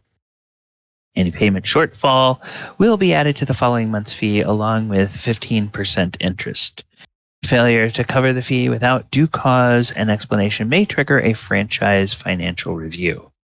And at that part, Jarlaxle just sort of cuts his eyes towards first Oyahusa and then towards Adamant. And, like, just is like, okay. His look says, yeah, we're going to have to renegotiate that. And then she goes on. Oh, go ahead. Yeah, he's like, I'm sorry, may I borrow your writing utensil? I do have an extra. And she reaches in, she reaches towards the bag, and she feels around, and she says, Tibby, give it up, Tibby. Tibby, no, I need it. Tibby. And then you hear this sound that sounds a little bit like a cat that is hacking up a fur ball, and and eventually she pulls this quill out from inside, and then she just sort of wipes it off on her jerkin, and she hands it to you. She does. Meanwhile, basically all the time that she was going around talking about all of this, Allura just completely zoned out, and she was just kind of staring at Draxel, just trying to see if, like, he's still upset with her in any way possible. He appears to be engrossed in reading through this legalese. It's like clearly he knows you're there, but he has been invited to act in his capacity as legal counsel, and that's where he is being focused. He seems for a male, and for a drow male, he seems remarkably capable of focusing on a single task at one time and not getting distracted. Husa reaches over and grabs Smink, and he looks at Jarlaxle, and are you thinking what I think you're thinking? And he points to the phrasing that he seemed to dislike with his body language. And he says, absolutely, we should counteroffer this. Very well, and just draws lines through the language that needs to be renegotiated. Does Galabar get a message back from his mother? Oh, I had almost forgotten.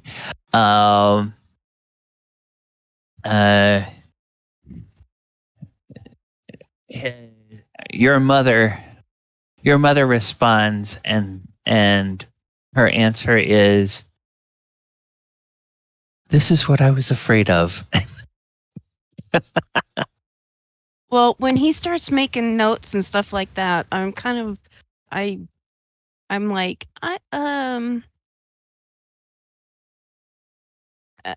I would like to have more time to consider this now that we've actually got the contract in hand before we even go any further. And we should see. Oh, go ahead. we should see what we can agree on before we agree to anything anyway. Yes. So the whole negotiation process would include time to see, hey, do we want to do? And Walnut says, this is already irregular. I'm going to have to check with Home Office. And she scribbles, she stops talking for a few moments and she scribbles a message on a piece of paper. And she folds that paper up and she puts it into the bag. And she just kind of folds her hands on the table and just looks at the mouth of the bag, kind of in awkward silence. And so you guys continue reading.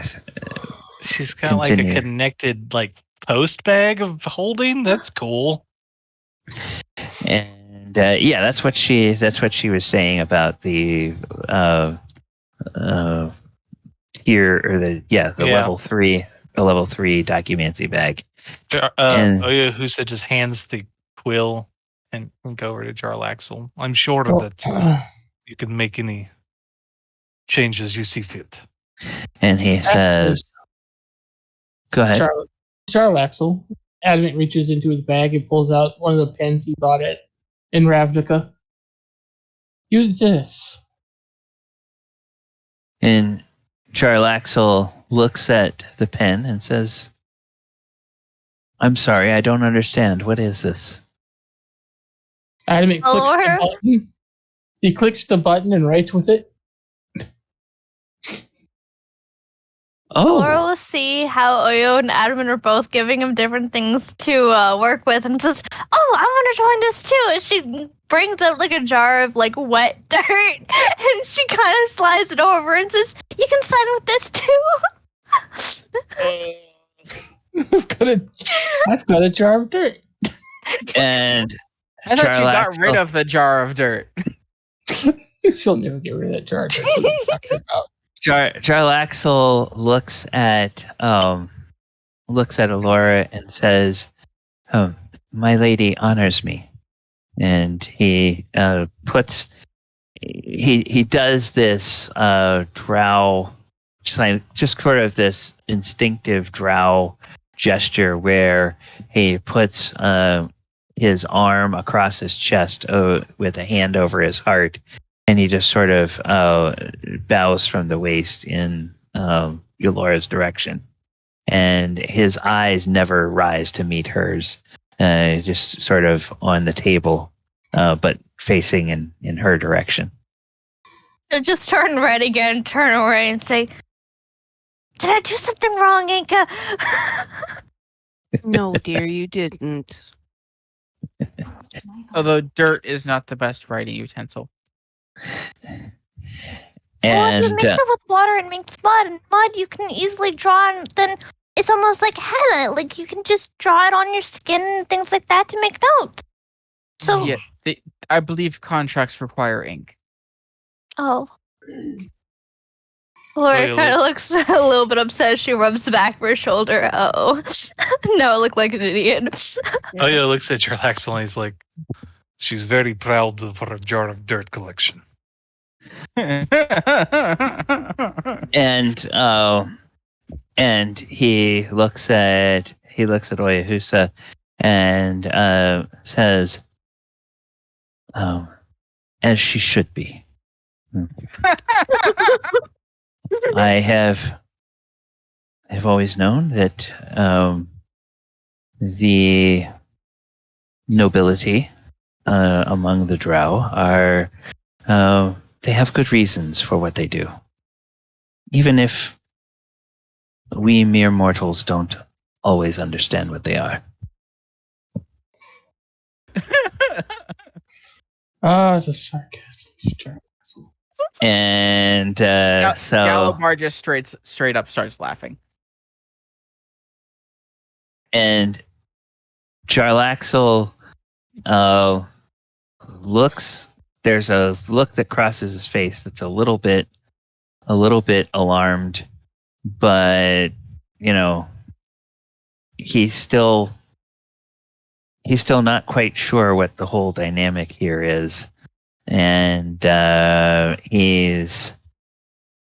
he relaxes a little bit when Elora doesn't fly into a rage and begin berating all the rest of you. So Adamant pats Garlaxle on the head, leans over and says, "Don't worry. She's mostly harmless." Mostly.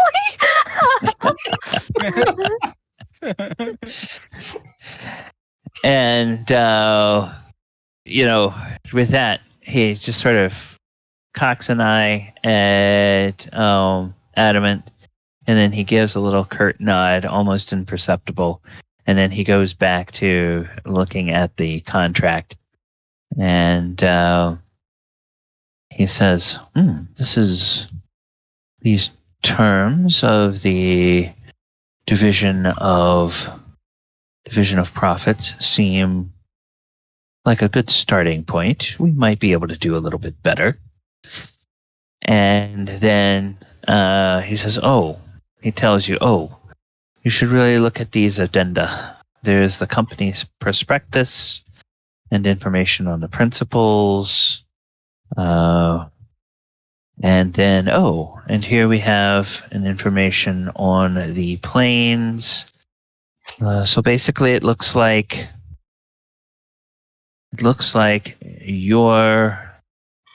you would be expected to operate in every plane except for Arcadia, Mount Celestia, Bitopia, Elysium, the Beastlands, Arborea, and Isgard.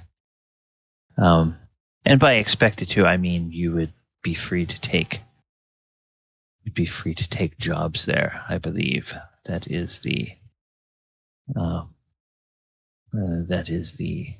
deal.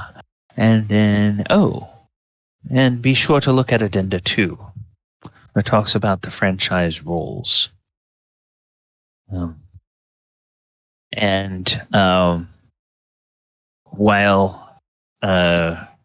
While Walnut is waiting for an answer, she says, yes, the roles of a franchise manager, the different franchises each are made up of franchise managers, and every manager has a role within the company.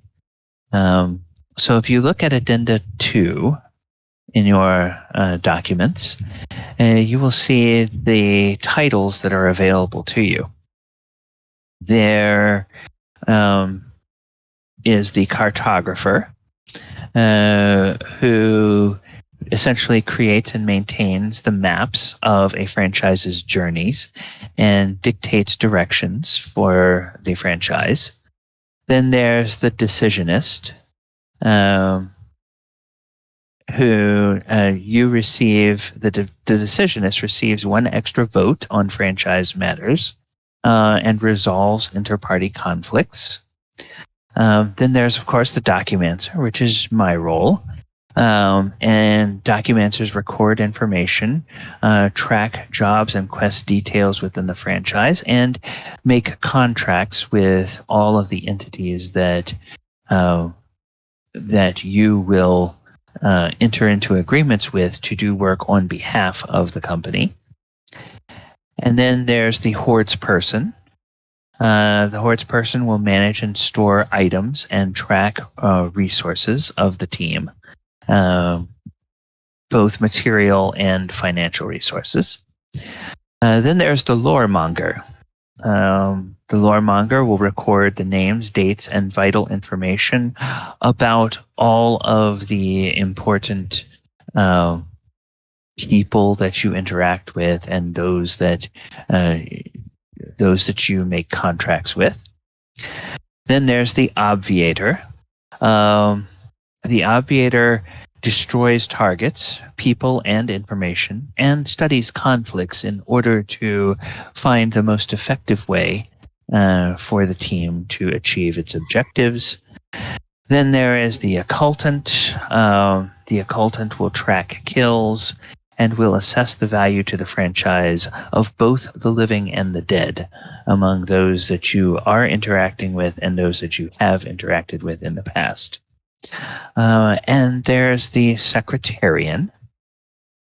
The Secretarian's job is to extract information and assess the strengths and weaknesses of others that the franchise deals with. So, as you can see, there's lots of exciting roles when you join Acquisitions Incorporated and you become a member of a franchise. And each of these roles comes with equipment that is provided by the company. For example, as a Documancer, you will start off with a rank 1 Documency pouch, and then at rank 2 you gain a Documency satchel, and then at rank 3, which I am, you gain this living Documency satchel. So, yes. Oh, and then all of a sudden the mouth of the bag sort of opens on its own, and she reaches in and she grabs a piece of paper, and you can see it's the exact same piece of paper she put in there, but now there has been another message that has been scribbled on it, and there's a bunch of exclamation points behind that message. And she looks at it and her eyes kind of go wide, and then she just sort of involuntarily like crumples that piece of paper in her hand, and she looks a little bit shocked, and she says,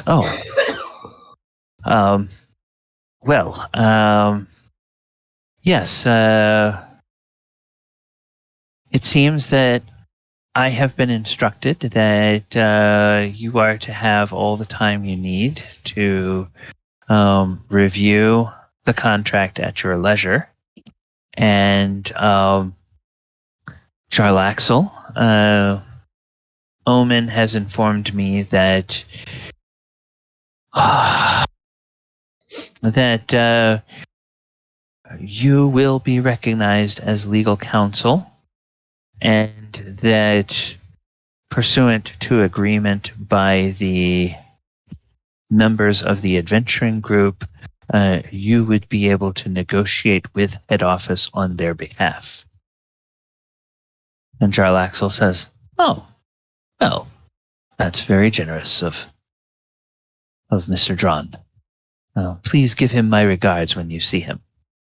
Laura And kind of sticks up a finger and says, miss, that's kind of rude to the paper. Can you apologize? Oh dear. Calabar just And starts laughing again. and Walnut looks at you, and then she looks at her hand, and she realizes that she's crumpled that piece of paper, and she seems almost shocked.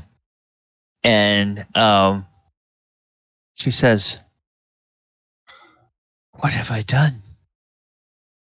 A document. And I've crinkled it." And she sets it down, and she begins very carefully trying to smooth it. Is that a And- demotion? What? I'm sorry. Adam kind of says, "Well, that gets you demoted." And she looks up and she seems kind of flustered, and she says, "No, of course not. Of course not. Can I insight that? Omen knows that I bring too much value to the company to even consider demoting me." Can I insight Yeah, that? you can insight that if you want 18. to. 18. She hopes it's not going to get her into trouble. Gallibar just says, "Are you sure about that?" Labar, don't be mean. Um, Why well, are you guys being so mean? She turns to Galabar and Adamant. Adamant ruining a traitor like yesterday, and Galabar, she hasn't done anything mean to you either. Why threaten her job? She kind of scoffs. She says, "Here, hand me the paper." What? I And- was just asking. and have to- Walnut if we- looks up at Alora and says, "The Warforged destroyed a tree?" Yes, to make me a box for a time out. A really wonderful 132-year-old tree right by a pond. It was a really beautiful tree. And Kind of then just sort of reflexively, Walnut's hand goes to the hilt of her scimitar, and she just grips it, and she grips it so tightly that her knuckles go white. And she looks at Alora and she says, "I can tell, sister, that you are one with the forest as I am." It's not the worst that he's done either. Like, he lit like a whole forest on fire and I couldn't put it all out. I know I'm good with my water, but I'm not that good. She kind of stands up and is like, she's stressing out about it now again. And now Walnut is just standing there, and she's just physically quivering with unspoken anger. And she Now- says, I've explained before, Laura. As a Forge cleric, I only have access to certain kinds of spells. "I really must go." Her voice cracks as she says, and she just quickly shoves the paper in the documenty bag. She hoists it over her shoulder, and she turns and she just storms out of the room through one of the open doors. Now, Elora, that was the mean thing. So before anybody no. else can really get You- going, Enka looks over at the male drow and goes, "Is there an exit clause in that document if we don't like what happens when if we were to start working for them, that And- we can leave?"